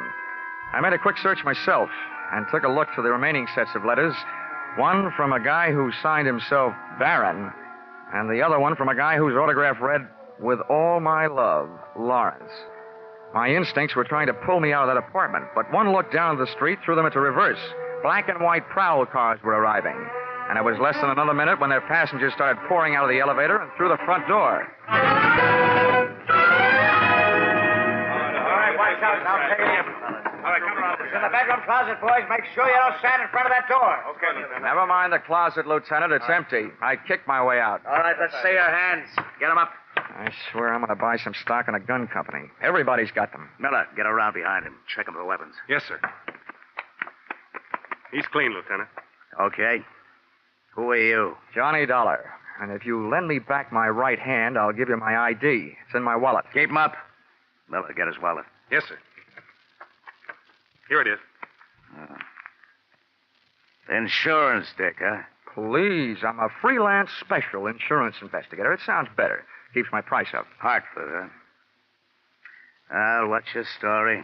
Well, first, I'd like to go on record as saying I didn't commit either one of the murders. Either one? What are you talking about? Well, this one here is the girl who phoned in the report that brought you here. The one she was talking about, Marilyn Major, is lying just as dead on the floor in the bedroom. Miller, get in there and take a look. Yes, sir.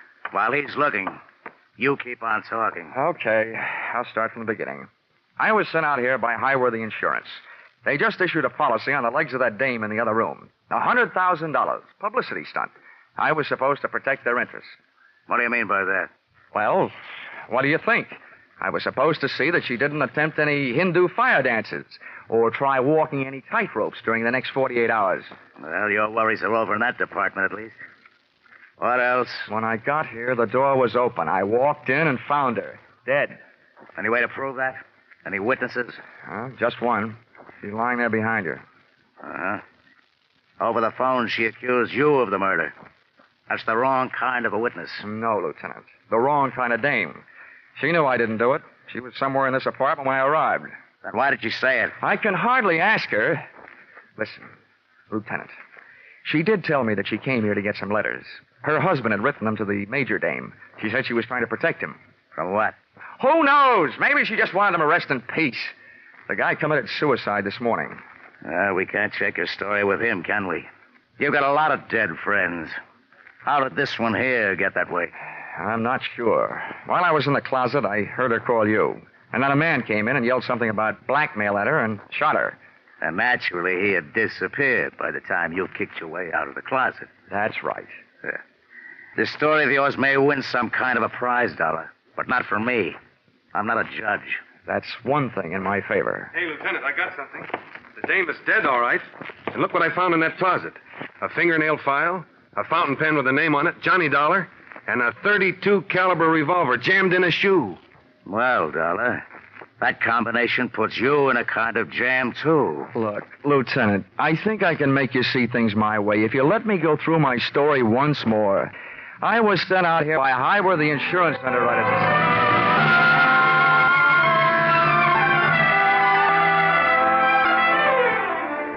Expense account, item 4, $3. Candy, gum, cigarettes, and magazines to make cell number 36, Los Angeles City Jail, less like a no place and more like a home.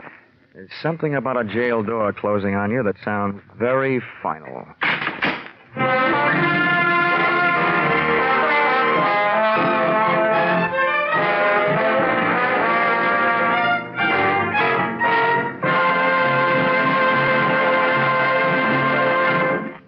In just a moment, we'll return to the second act of Yours Truly, Johnny Dollar. But first, we want you to know that the biggest jackpot in the history of radio, $50,000, goes in the works tomorrow night when CBS' great Saturday night quiz show, Sing It Again, comes to you again over most of these same stations. $50,000, $25,000 in marvelous prizes, plus $25,000 in cold, hard cash. And that's only the beginning. Because the longer the phantom voice questions elude the listeners, the higher the rewards go. Be sure you're around tomorrow night when Sing It Again sets telephones ringing across the nation and $50,000 goes riding on each call. And now, back to yours truly, Johnny Dollar.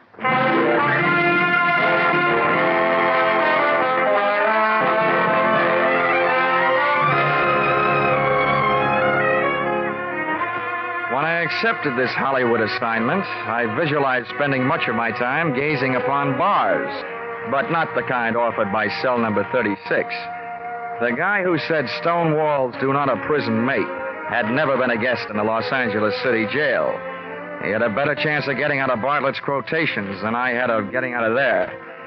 But, as we keep saying in the insurance racket, never say die.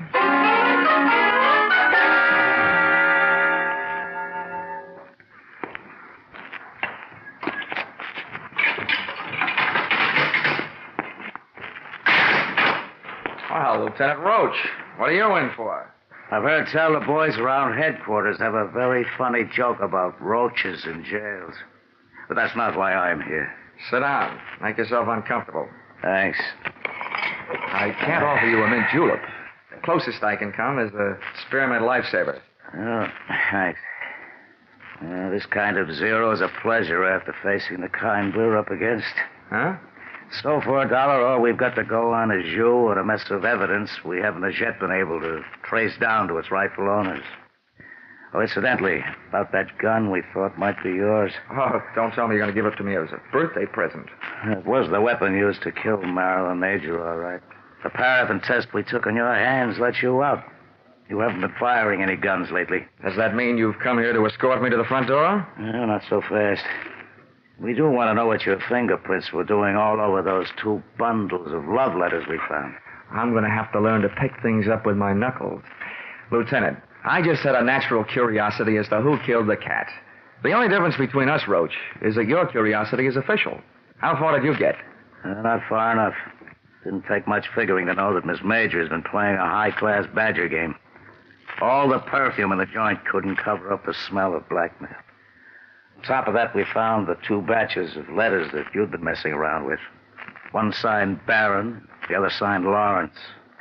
Those, the fire department should be handling. Oh, yeah. Oh, and remember, there's probably a 3rd set floating around. Why do you say that? Well, I'm not an eyewitness to this, only an ear witness.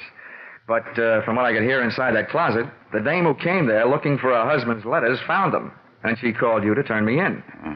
On her way out of the apartment, some guy came in, mistook her for Marilyn Major, and shot her in the back. When I kicked my way out of the closet, those letters of hers were gone. So, Figures the murderer grabbed the letters out of her hand, thinking there was some he'd written. Uh-huh. Then in your file, the killer was either that Barron fellow or the other one, Lawrence. Lieutenant, in my file, they're both murderers. It's just a question of who killed whom. The guy who killed Marilyn Major certainly wouldn't have come back to kill her again, would he? In this town, you never know. Look, Lieutenant, I got a two-way stake in this thing. One, to get my name cleared. The other, to get my job done. And I'm in a hurry. I imagine you are, too. Well, Marilyn Major was a big name. That means we'll soon have newspapers burning under our seats. We're in a hurry, all right. Okay, then listen. If I were either one of those murderers, and I know that the police probably had a handful of letters that could send me to the gas chamber, I'd head for the border. Yeah? But if I thought an outsider had them, somebody they might be able to buy off or scare off or beat off, then I'd go find that guy. Well? Let's bring this thing to a head in a hurry. Run a story in the papers. Tell them you released me. Tell them I escaped. Tell them anything. Just so long as you tell them that you suspect that I have those letters hidden someplace. Well, if you don't mind taking the chance of having two murderers gunning after you, we certainly don't. Oh, I mind. Believe me, I'm not doing you any favors. It's just that I'll feel safer in my own hands. Okay, Mr. Pigeon, you got yourself elected. We'll publish that story. Then we'll let you fly the coop. Good enough. Just make sure that you give me plenty of fighter cover. Expense account, item 6, 7 cents. Purchase of newspaper, an extra edition that hit the street about a half an hour before I did. Item 7, $5.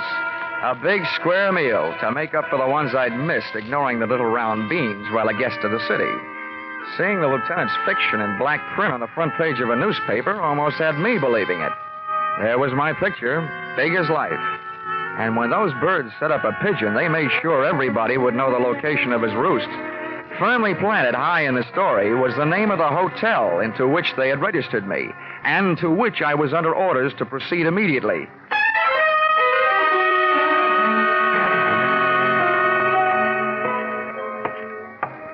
As I walked down the hotel corridor to my room, I felt an icy chill and a flight of goose flesh headed south down my spine.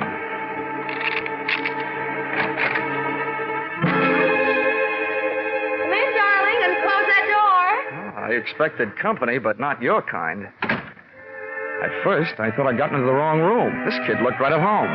And she used some of the clothes from a half-packed overnight bag to make her look it. Oh, you're Johnny Dollar. Yeah, thanks for saving me a calling card. Who are you? Alice Hill. Oh, that doesn't mean anything. Otherwise known as Mrs. Lawrence Hill. Oh, Lawrence. Oh, the last time I saw that name, it said, with love. But not to you. That's why I'm here. I want those letters. Why aren't you carrying a gun? It'll be here if we need it. We? Yes. My husband's down in the lobby. Look, if you give me those letters he wrote, I'll pack up my little bag and leave, and everybody will be very happy. Yeah? I think I know the next line, but go ahead. I hope you keep on being that smart. My husband was watching for you when you came in, so he knows you're up here. Naturally, he knows I'm here, and he's on his way up. We want those letters. This isn't just a Badger game. This is the World Series. If I don't give you the letters, your husband busts in here, shoots me, and I get written off under the unwritten law. Neat, neat, neat. It's a handy law. You're right. It's covered a multitude of sins. Where are the letters? Where's your husband? What's the matter with you? What do those letters mean to you? Well, right now, they look like my only hold on the future, Mrs. Hill. How do I know that you and your dear Lawrence won't kill me after you get them? You want me to take your word for it? Well, I'll have to trust Lawrence. He'll know what to do. I already know. There's nothing else for him to do. Look, Mrs. Hill, why don't you wise up? Your husband is ready to commit one murder to remove the evident motive for another. And he's dragging you into this with him. You'll wind up an accessory before, after, and during the fact. You're running up a blind alley as fast as you can run. And it's too late to turn around, so I'll just have to keep running. Ah, well, here he is. Lace up your track shoes, lady. The race is on. Come in. All right, sit still. Freeze, both of you. It's okay, Alice. You can hold off on the dog and pony show. Save it for the witnesses when they arrive. Don't waste it on Lawrence and me. That isn't Lawrence. What? Oh, so this must be Barron. You all through? That depends on that gun in your hand. Where are the letters? Letters. Yeah, I'm beginning to feel like a mailman when he's late getting around in the morning. There's one thing I want to know. Where did an ugly part-time Romeo like you find all those pretty words you wrote? Look, don't get me sore. I'll blast you, letters or no letters. Ah, that's the tone I was trying to bring your voice up to, Mr. Barron. No letters is exactly what I've got to offer. Lying. He admitted to me that he hasn't. He's trying to blackmail you, Baron. That's what he's doing. Who are you? Never mind. My husband's in the same boat you are. I read the papers. Lawrence, huh? That's right. He'll be here any second. Between us, we'll figure out something. Now, stay away from it, Dollar. I'll answer it. Yeah, good idea. If a man answers, hang up. It'll be Lieutenant Roach. Wait a minute. Okay, answer it, Dollar. But the first wrong word fires this gun. Oh, you can believe me. Nothing but right words are on the tip of my tongue. Hello? Whoever was on the other end of the line decided not to talk and hung up. So I started an imaginary conversation with Lieutenant Roach of Homicide. While I was talking, I was thinking. Barron's voice was the voice I'd heard when I was locked in the closet. That made him the guy who shot the girl who turned me in. By the process of elimination, Lawrence Hill was elected murderer of Marilyn Major. During my talk, which made no sense, and my thoughts, which made plenty of sense, I was checking the length of cord on the phone. I needed Barron a little closer, so I started tossing enough dangerous words into the mouthpiece to draw him closer, threatening me with his mutters, his looks, and his gun. He moved into range, and I moved into action. I heaved the base of the telephone straight into his face. I moved in with my knee right after it. Stumbled back, letting go of the gun, which I kicked under the bed. Then I made a break front out of the dresser next to the bed, using his head to break the front. The water from the cracked-up pitcher hit him in the face, but it didn't do him any good. Hey, get out from underneath there. Get away from that gun. Come on. Well, I got a hold of your ankles. I got a good mind to do this thing right and heave you out the window. Let go of me. Come on now, stand up. You. All right, how much do you want? We don't want any trouble. Just let me out of here. We'll pay you anything. My husband's an important man. So am I. I've had all the pushing around I'm going to take. From now on, I'm the dealer, and your hand is to shut up. All I want to do is get out of here. Oh, no, you don't. I baited you. You tried to bait me. Now we'll both sit here and bait your husband. That must have been him that called this room and hung up when he heard my voice. One thing I didn't bother to tell you. Your husband couldn't have known I was up here until then, because I came in the hotel the back way and came up here the back way. Elevator and all. What do you mean? You baited me. Why do you think the police put my name, my address, and my picture in the newspapers? To draw autograph hunters? Oh. Oh, is right. Now get over there in the corner while I retrieve Mr. Barron's gun from under the bed before some mouse crawls out of the woodwork and tries taking a shot at me. Go on, get going. Turn around. Okay. Now, if you don't want me shooting runs in your stocking, don't make a move while I'm under the bed.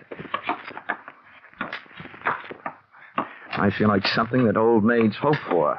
Lawrence! Where is he? On the floor. He's got a gun. Shoot him. Kill him under the bed. No, Lawrence, not him. Don't worry. He's under the bed. Under the bed and taking no chances.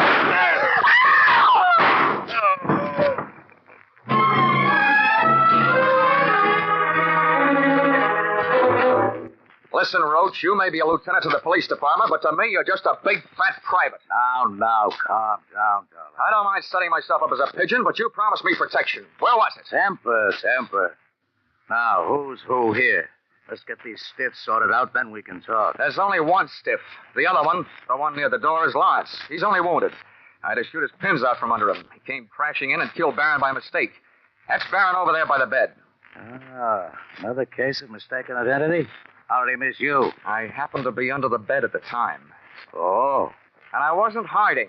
No? I was looking for a gun, and I found it, and I used it. And if I had one right now, I'm not so sure I wouldn't use it on you. You still haven't told me why you left me here alone, holding the sack all this time. I'll tell you why. And I guess it was our fault. The men I had posted in the lobby didn't see you come into the hotel. Well, how do you like that? Johnny Dollar. Wise guy. Huh? Lieutenant, I got some news for you. Just to make sure I was taking no chances, I came in the back way.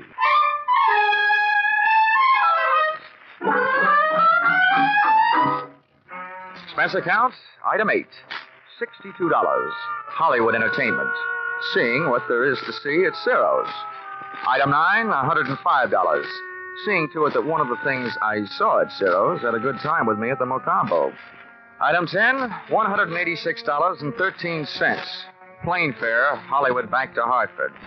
Item 11, $1. Ticket to the movies, back in Hartford, to study the last motion picture of Marilyn Major, so that in the future I'd be sure to steer clear of her kind of a woman, who is too much of a jinx for my kind of man. Expense account total, $948.76. Signed, yours, truly, Johnny Dollar.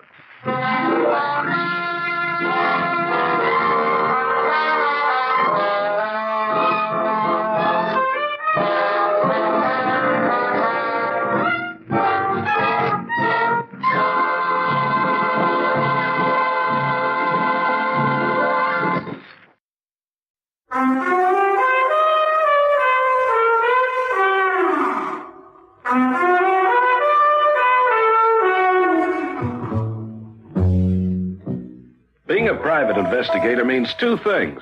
You can be sure you'll run into trouble, and you can never be sure you'll get out of it. Well, there's not much you can do about it, I guess. Except, like Julie always says... Walk softly, Peter Troy.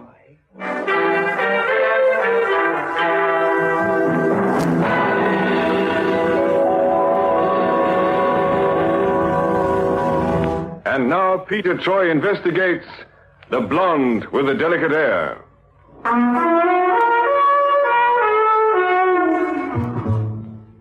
This girl, Julie, I met a moment ago, she keeps the bill collectors at bay and generally runs the place I loosely call my office.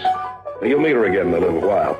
But right now, I want you to meet the lush lovely this case is all about. Her name is Caroline Varley, but most people call her Carol. Mm-hmm. Oh, sorry, Lawrence. I was a million miles away. So I noticed. Cigarette? No, thanks, darling. Beautiful girl. Soft lights. All we need now is the sweet music. I don't need a thing. Delicate. That's the operative word, Carol. Blonde with a delicate air. That's how I'll always think of you. No, that's nice. Oh, dear. Expecting anyone? No, as far as I'm concerned, whoever it is can go jump in the lake. Better answer the door and get rid of them, darling. Yes, I guess so. And hurry back. Huh? Yes, what do you... Crank. Hello, Webster. Now, look, I can explain... Shut up. Get back inside. Give me that...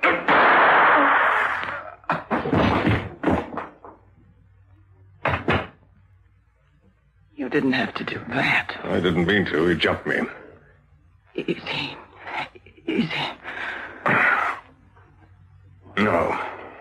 No, he's still breathing. Where's the package? In the drawer of that desk. He put it there as soon as we came in. Good.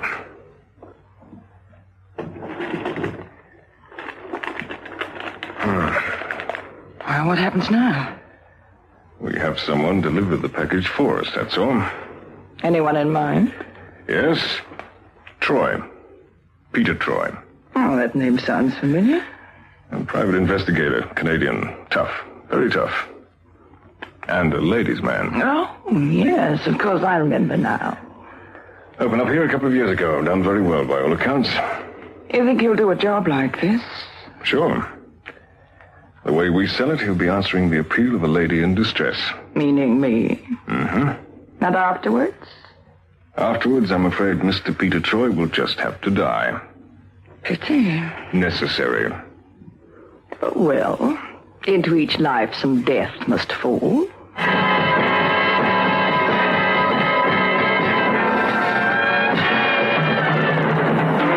It had been one of those bad months. Seems no one in London needed the services of a private investigator. Money was like chorus girls in Alcatraz. There wasn't any. So to rent collectors and sundry tradesmen, I was but definitely out. But to delicate, dewy-eyed, husky-voiced blondes like Carol Varley, I was but definitely in. So, To put it briefly, I need protection, Mr. Choi. Uh-huh. I'll go along with that, Miss Farley. Springtime, a young man's fancy. This young man is going to try to kill me. Uh-huh. Well, that's no way to win friends and influence people, is it? Who is the guy? An irate suitor, Mr. Choi. He wants to marry me. I declined the invitation, and now he's threatened to kill me. And? The job pays £100 for approximately 2 hours' work. That buys you a grade A bundle of protection, Miss Farley. Is this character got a name? Laurie Webster. He's a very persistent man. He's been pestering me for months. He just won't take no for an answer. It happens. Just not my type, you know? Anyway, he's coming round to my place tonight to propose again. And if you say no? He said that if he can't have me, no one else will. It sounds corny, but you want me to be there, huh? I thought you might be able to disillusion him just a little. If you know what I mean. I'm way ahead of you. My address is 15 Carlisle Road, South Kensington. 8:30 this evening? On the nose. Thank you. Peter? Thank you, ma'am. Carol. That's nice. I'll get some bourbon in. Bourbon? Don't all private detectives drink straight bourbon? You've been reading too many pulp magazines. I'm the exception. Scotch. Mm-hmm. I'll remember that. The exception or the Scotch? Both. 8:30? I'll see you then.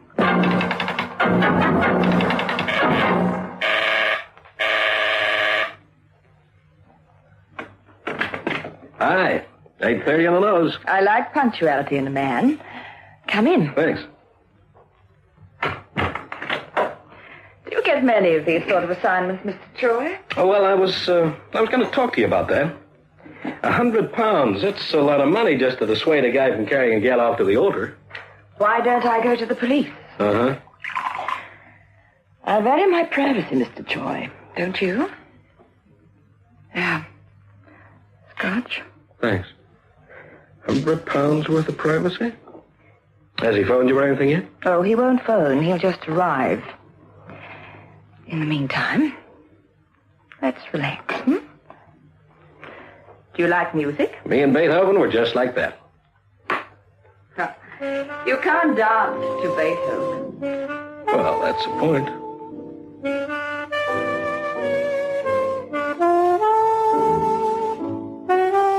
You dance very well. Thanks. It's a nice place you have here. It's home. No place like it. Hold it right there, Mr. Troy. Company, huh? Don't turn around and don't move, Mr. Troy. Nasty way to break in on a dance, mister. Isn't it, though? Oh, poor Mr. Troy. He danced so nicely. All right, Carol. Help me set the scene. We haven't much time.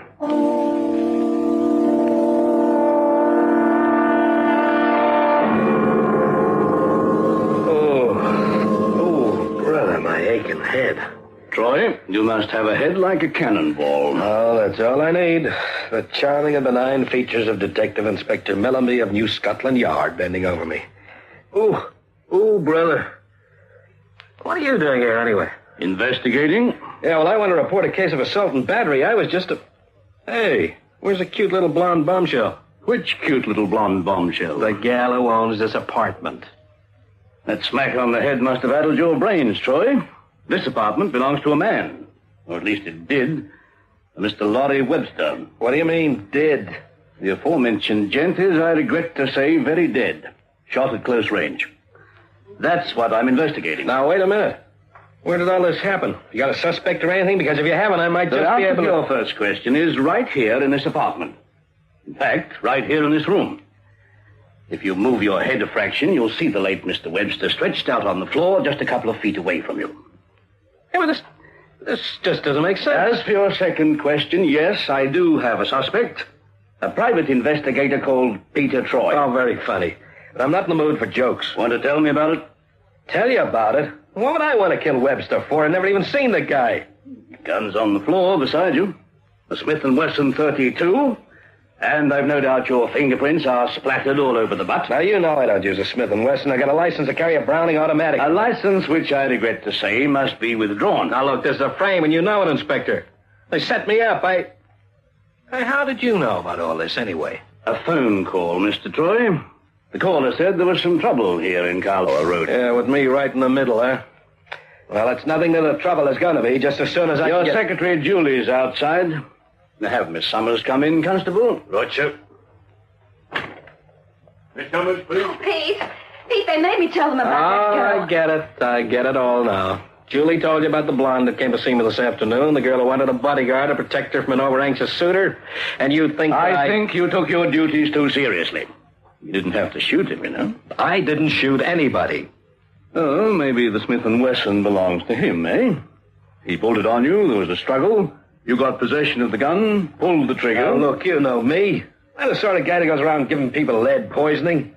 I could take that weasel lying over there with my hands tied behind my back. That weasel gave you a fair-sized clout on the noggin, laddie. Julie, you better get hold of Randell. Looks as though I'm going to need a lawyer. You're already legally represented, Mr. Troy. Huh? All right, you can come in now. Thank you. Who are you? Oh, my name's Regan, of Regan, and Forsyth Solicitors. My card. I shall be happy to look after your case, and for the moment I strongly advise you not to answer any more questions. Who sent for him? Yeah, I heard about the disturbance and thought you might need help. Furthermore, I think I can furnish the police with a witness. A witness whose testimony will clear you completely, Mr. Troy. Well, now, that's more like it. Where are you going to get this witness from, Mr. Regan? Now, Inspector, you should know better than that. The defense cannot give away its sources of information at this particular juncture.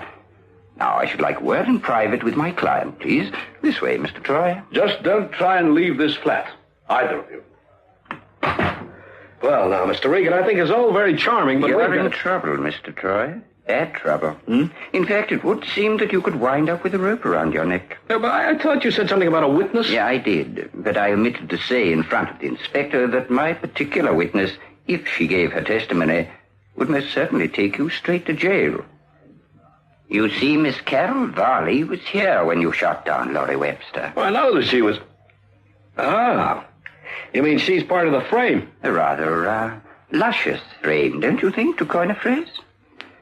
Yes, I'm afraid you're in trouble, Mr. Troy. Real trouble. Well, this was certainly cute. This was really cute. This was the tender trap. The more you struggle, the deeper you get into it. But this guy Regan, now here was an angle. Yes, a rather delicate predicament, isn't it? Of course, I'd like to help you, Mr. Troy. The lady sent you? As a matter of fact, yes. How come? She has a proposition. She had one before. Look where it got me. This could be an answer to your problem. You see, I can tie up the police legally and demand your formal bail. Without Miss Varley's testimony, they have very little real evidence. You ever watched Inspector Mellenby at work? He makes Dick Tracy look like an amateur. Nevertheless, I can get you out of here. And? And naturally, we shall want a small favor in return. How small?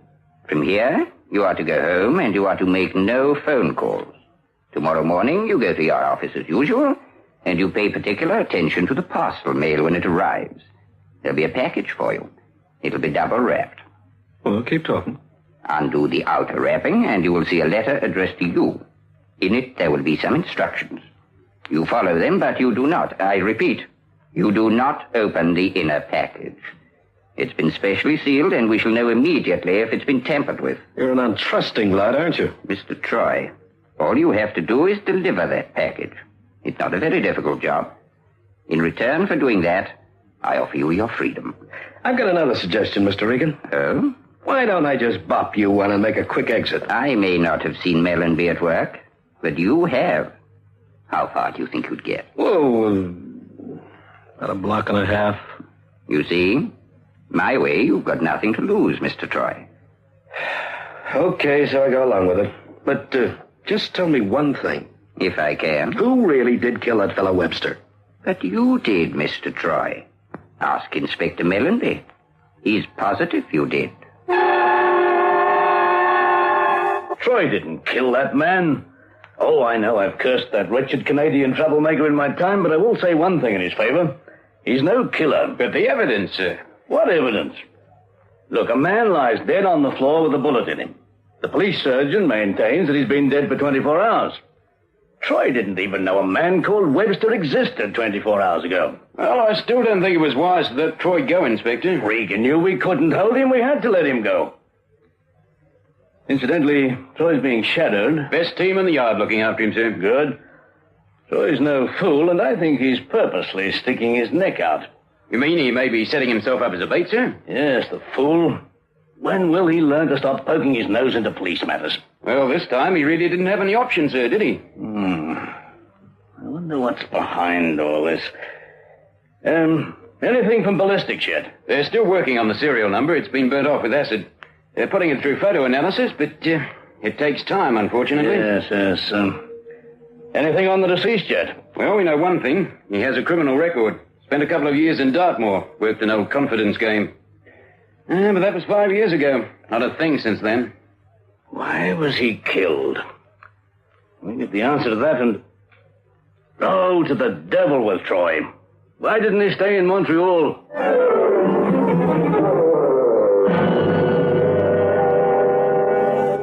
What's the package, Pete? Present from Santa Claus for being a good boy all year.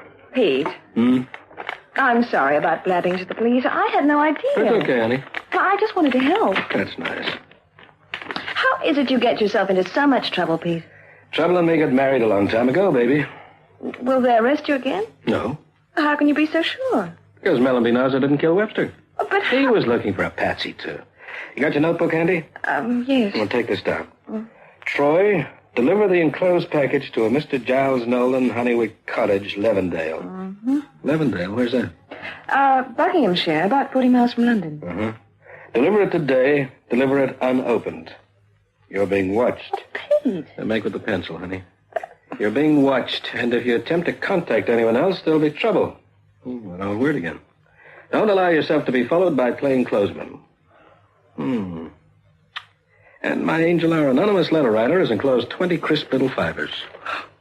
They look real, too. Oh, there's a postscript. No matter what happens, this package must reach Levendale. Pete, I'm getting that old feeling again. It looks as though someone's going to try and stop me from getting this package to Mr. Nolan, doesn't it? Well, let me ring through to Inspector Mellon. Oh, no. Well, you just put that copy of the letter into an envelope and send it to him express. Addressed to his home, not Scotland Yard. Okay? But it'd be so much easier to phone. You're a sweet, innocent babe, and I love you like a brother. I've got a brother. You know something? I bet our phones are tapped this morning. Oh, Pete, don't go. Judy calls. See you. Oh, men. Peter Troy Investigations. Miss Summers? Yes? I gather Mr. Troy has left. Who is this? Never mind. Just don't make any phone calls today, Miss Summers. Otherwise, I'm afraid you'll never see your employer again. What? And don't answer the phone if it should ring. And don't attempt to leave the office until 5:30 this evening. Stay just where you are. But I have to go to the post, and I certainly... Don't attempt to leave the office. You are being watched. Leave the post till tomorrow, or you won't live till tomorrow. But, hello? Hello?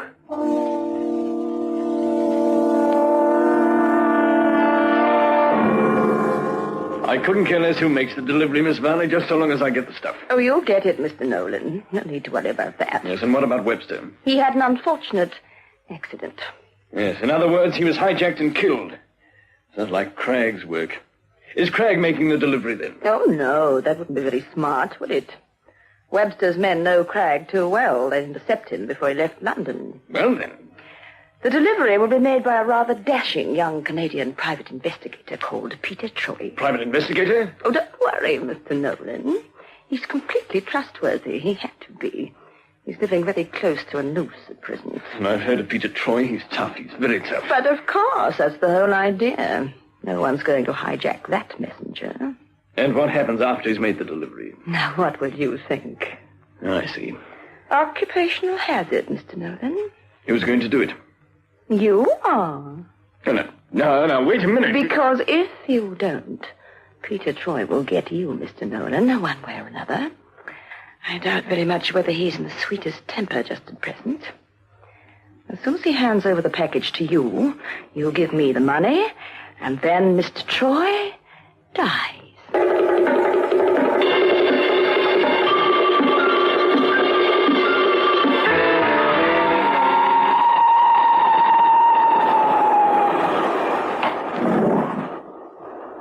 Excuse me, sir. Are these seats taken? I'll be my guest.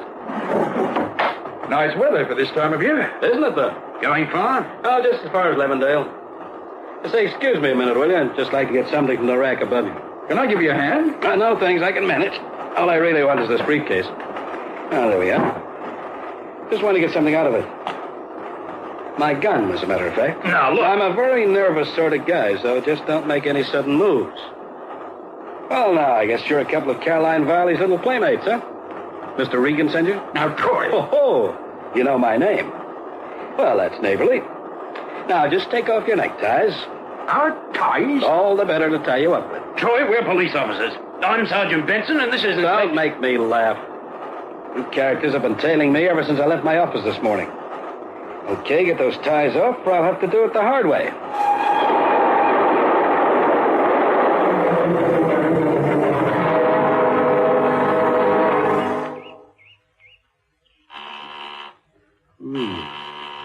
Funny old place. Come in, Troy. The door's on the latch. All right. Put the package on the table in front of you. I have to make a personal delivery, mister. Put the package on the table. Look, it's kind of dark in here. Okay. Don't I even get to see who you are? You don't need to, Troy. You don't ever need to see anyone again. I don't like the sound of that. Don't turn around. Stay exactly as you are. You know, when people say that to me, mister, I get nervous. I start looking around for something like this table. All right, Troy. Come on out. Give me a good reason. Not good enough, Buster. He's got a gun. So what? You've got him trapped. Ah, the Lady Caroline. It figures. Well, this is your last chance. Throw out that gun, Troy. You want it? Come and get it. What the devil? Something came through the window. Gas. Tear gas. Troy, this is Melody. You all right? Yeah, but hold everything, Inspector. Police. I have a cordon of men surrounding the place. Well, keep them outside. I might be able to reason with this guy now. Not a chance, Troy. I'll give you 2 minutes, and then we're coming in. That ought to do it. All right, fella. You got no chance against the police. You may as well call it a day. Give myself up. Not a chance. Are you crazy? They've got us cold. The lady's right, you know. They'll never take me alive. Watch it, Melody. He's making a break for it. You fool! Come back!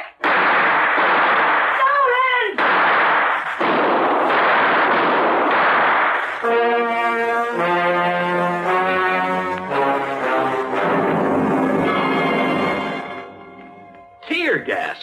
Well, couldn't you find some other way, Inspector? In any case, how come you got to the scene in the nick-off? Well, Troy... You can thank your lucky stars you've got an efficient secretary. Well, yeah, I'm glad you delivered a message, Delivered the message? You don't know the trouble I had doing that little chore. I was being watched. I couldn't leave the office, nor could I use the phone. But at 9:30 this morning, I had a visitor. Guess who? You got me. Our very irate landlord demanding the back rent. I gave him the letter and told him to take it straight round to Inspector Melody. Okay, so you're a genius. Troy, did you have any conception of what was in store for you? Yeah, sort of. But I had to play it out. Otherwise, we're going to lose track of our playmates. It is dope, isn't it? Heroin. There was enough of the pure stuff in that package to poison a herd of elephants. It was hijacked from the dead man, Webster. He had it smuggled in. Carol and her boyfriend decided to take it from him and make the delivery themselves. And the difficulty was getting it to Nolan. Webster's boys knew Carol's boyfriend. The delivery had to be made by a stranger. And her Troy. Well, I'm glad I was ready for the ambush. And in future, Troy, please try to refrain from tying up my police officers in trains. They don't appreciate it. They really were, you meant? They were. You heard what the man said. Hmm? Walk softly, Peter Troy.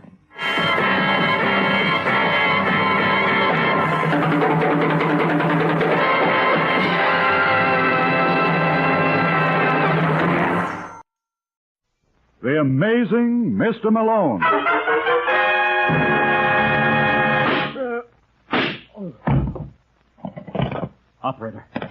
Operator, get me the office of John J. Malone. The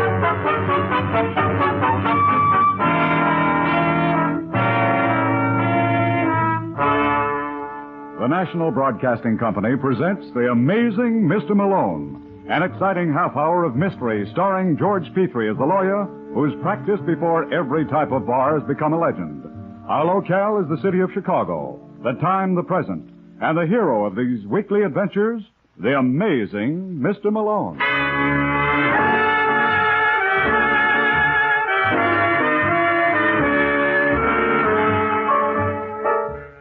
Malone's the name. John J. Malone, attorney and counselor at law. You know, it's often said that no visit to Chicago is complete without taking in the Field Museum, the stockyards, and yours truly. And as you probably guessed, I'm the one who often says it. My hobby is collecting cliches.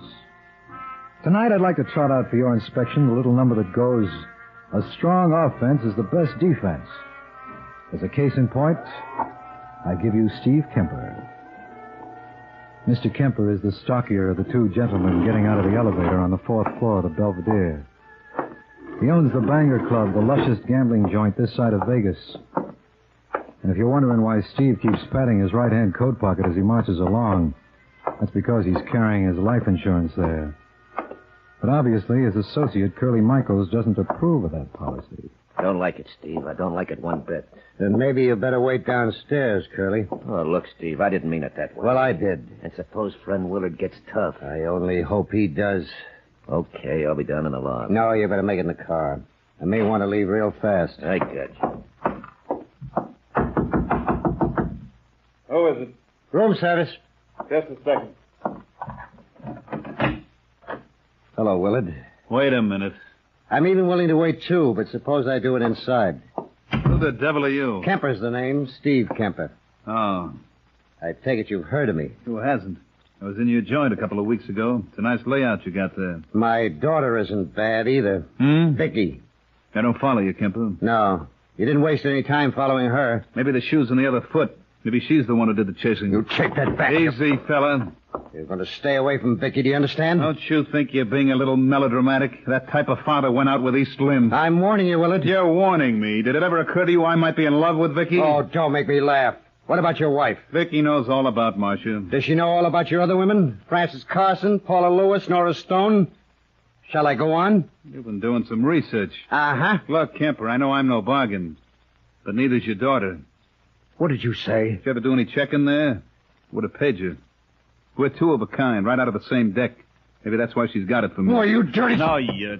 Let go of that gun, let go of it. Drop it. I'll kill you. Come on, Steve. Oh, you old goat. Come on, now, drop it. Only allow one chance for a customer. You want to play rough, huh? Well, two can play like that. And I got a hunch I'm a lot better at this game than you.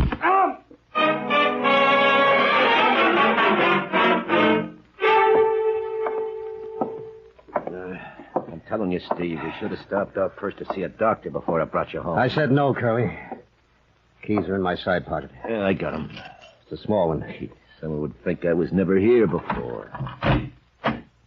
Who is it? Only me, Vicky. Me and Curly. Help me in the bedroom fast. I don't want to... Uh-oh, too late. Well, aren't you a lovely sight? I had an accident. Yeah, it was all my fault, Vicky. You see, this car was coming Don't and bother lying, Curly. I just finished talking to Willard.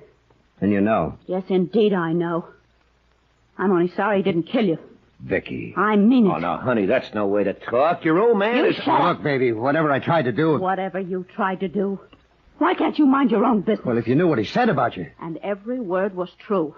Vicky! Every single word. And you know why? Because you've always spied on me. Because you never let me do anything I wanted. No, that's because it's... Go on. Go on, say it. It's because you were afraid I might take after my mother.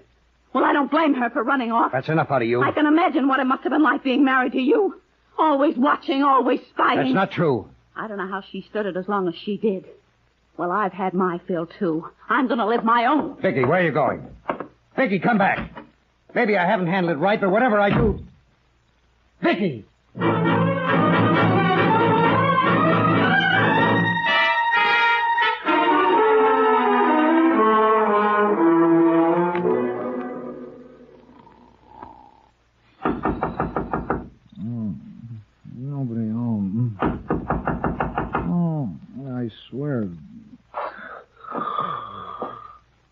Okay, I'm coming. Hello, Malone. Do I know you? I think so. Well, the voice is familiar, but I can't place the face. What happened to your old one? That's not funny, Malone. Well, my writer goes to bed at 3. Can I come in? Look, Steve, you know my office is in the Prescott building. Sure. You're never there. Why didn't I think of that? Sit down. Thanks. You want a drink? You look like you could stand one. No, I'll pass, but don't let that stop you. It never does. I'll come right to the point, Malone. For my money, you're the best lawyer in Chicago. Never mind the con, Steve. What's on your mind? Vicky is running around with a wrongo, a party named Willard Grant. I tried to break it up tonight. By putting your face in his fist? Yeah. Obviously, it didn't work. No. What do I do now? Well, legally, you can't do a thing. Can't force a man out of town because you don't like the way he parts his hair. But there's nothing to prevent you from arriving at an agreement that'll affect the same thing. What do you mean? Buy him off. Suppose you went to this Willard and laid it on the line. Now, if I were handling it... Why don't you? You get him to agree to leave Vicky alone. I'll pay whatever fee you think is fair. Look, Steve, I hate like the devil to tell you this, but your little Vicky... Suppose we leave her out of this? You take care of Willard, I'll take care of you. How much can I offer him? 10 grand. You don't care how you spend my money. What? It's just a bad joke. I figure I left most of that dough at your place trying to make a 7 the hard way with 2 3.5s. Okay, Steve, make out your check. I'll do what I can.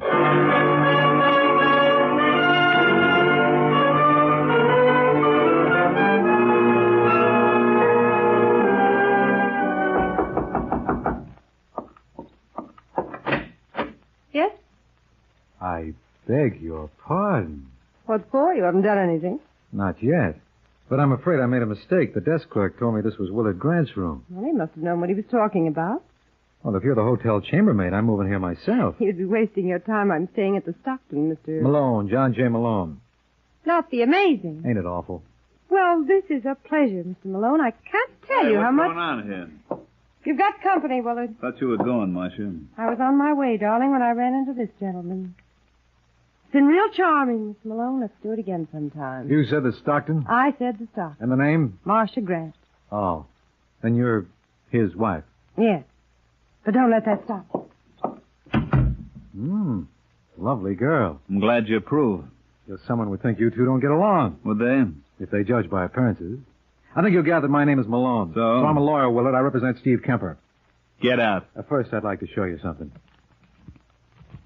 Well? Aren't you impressed? One-way ticket to L.A. on the super cheap and a check for $10,000. You know what you can do with it. Don't be a sap, friend. That's as high as Steve will go. You won't get any more through Vicky. How would you like a punch in the nose? How's that? What's the matter? Don't you think I can? Let me feel your muscle. Look, Malone. Yeah, I guess you could. Okay, Willard. Don't fret yourself. I'm practically on my way.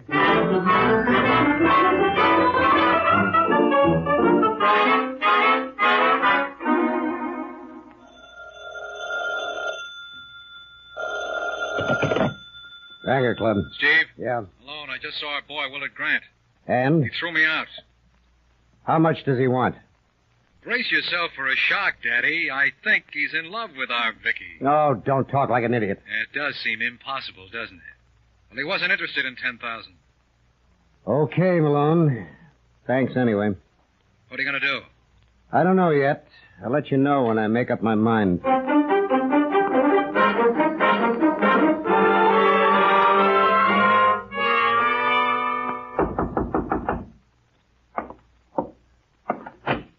Yeah? I wonder if I have the right party. Are you Willard Grant? Yes. Well, this is indeed a pleasure, Mr. Grant. You don't know how I've looked forward to this. Who are you? Leslie Brett. So? You've never heard of me? Don't let it spoil your day, little man. Chicago's full of people I never heard of. I suppose that's true enough. All right, what's on your mind, Leslie? Well, I've been asked to deliver something to you. Where did I put it? Oh, here it is. What's the idea of the cannon? Handsome, isn't he? I call him Marvin. Oh, you have a little... I wish you wouldn't take this personally. Believe me, I've nothing against you. Thanks. I mean that sincerely. Who sent you here anyway? Well, now, you couldn't expect me to divulge the name of my client. It was Steve Kemper, wasn't it? Please, don't press me, Mr. Grant. Much as I'd like to oblige. Look, if you don't put that thing away, I'm going to take it and ram it down your throat. I think you mean that. I most certainly do. Well, in that case... You'll have to forgive me, Willard, but I can't stand being touched.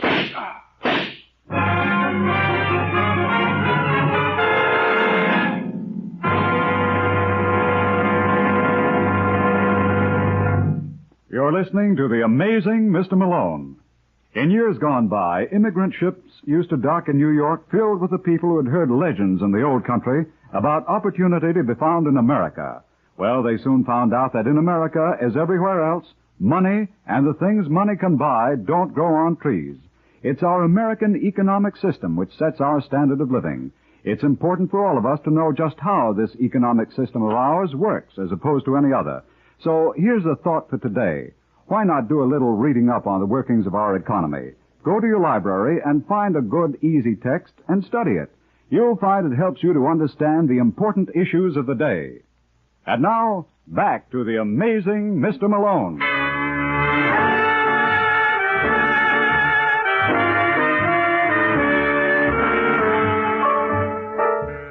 So, like they say in Time magazine, death with a little 45 came for Willard Grant at the ripe old age of 34. But the first I knew of it was some 12 hours later.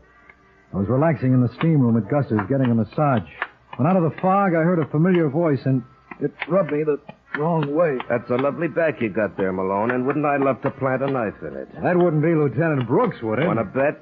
Come on, Malone, it's time to be amazing. What are you babbling about? We got a fella downtown who's crying for your services. Who? Steve Kemper. And what's Steve alleged to have done? Oh, that's what I love about you, Malone. You're so legal. What's he alleged to have done? There's nothing alleged about it. He killed a boy named Willard Grant.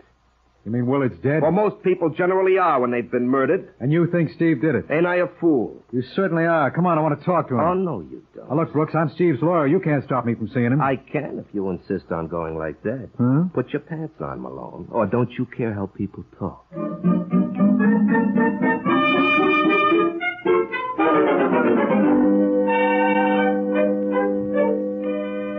I tell you, Malone, I didn't kill Willard. You've got to believe that. Oh, I do, Steve. Lieutenant Brooks is the boy you got to convince. Go on, Steve. You want to try? I dare you. Oh, don't be a sap, Brooks. Where's his motive? Oh, you're joking, of course. Don't you think we know he sent you around to get rid of Willard and Steve made an attempt on Willard's life yesterday? Well, what time was Willard killed? At 3 this morning. 3 a.m.? Yeah.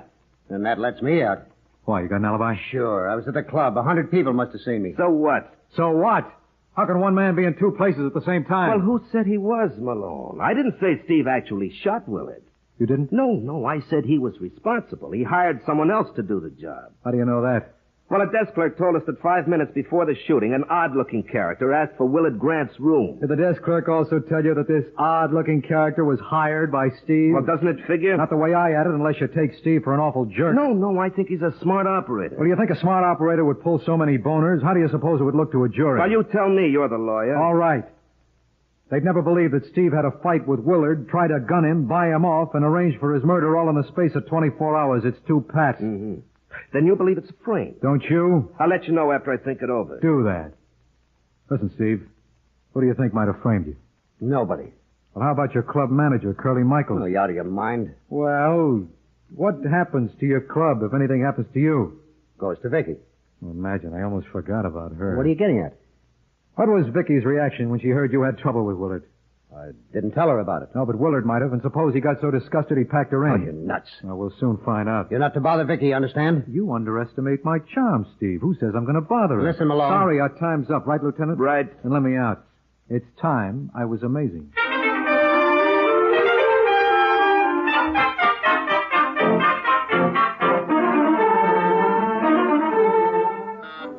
It's just one of those things, just one of those crazy things, one of those bells that now and then ring. Yes? Hello, Vicky. What do you want? Now, lover, that's no way to talk. Someone would think you weren't glad to see me. You'd be right. And if you're looking for my father, he isn't here. I know, I just saw him. He's in a bad spot. I hope he burns. Careful, lover, you don't know what you're saying. I hate him. And I want to be there when they strap him into the chair. I don't think they will. They wouldn't acquit him, would they, Malone? It's a cinch. I'm representing him. You're what? Uh-huh. Listen, Malone, if you get him off, I'll kill you. I mean that. I'll kill you both. Now, you listen to me, you little fool. You let me Your go. father always did everything he could for you. Who asked him to? He was always interfering. Always spying. He thought Willard was no good for you. How would he know? Willard was a married man. So what? He was the only man I ever loved. He was no good. And what makes you think I'm any better? We were two of a kind, he used to say. Right out of the same deck. And he was right. He'd have left you in a month. Never. No matter what he said, he And never... what did he say? None of your business. Maybe I can guess. Suppose you were living on borrowed time. Suppose Willard told you he thought you were more trouble than you were worth. You get out. Well, we gotta think of things like that. Are you going to get out of here? Sure, lover. But you're such a fascinating creature. Don't blame me if I come back.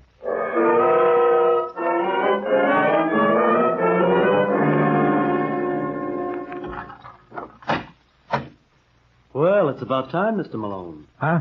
Have you any idea of how long I've been waiting? How did you get in? I used these. You're a bold one. Aren't I? Shut the door, won't you? It'll be kind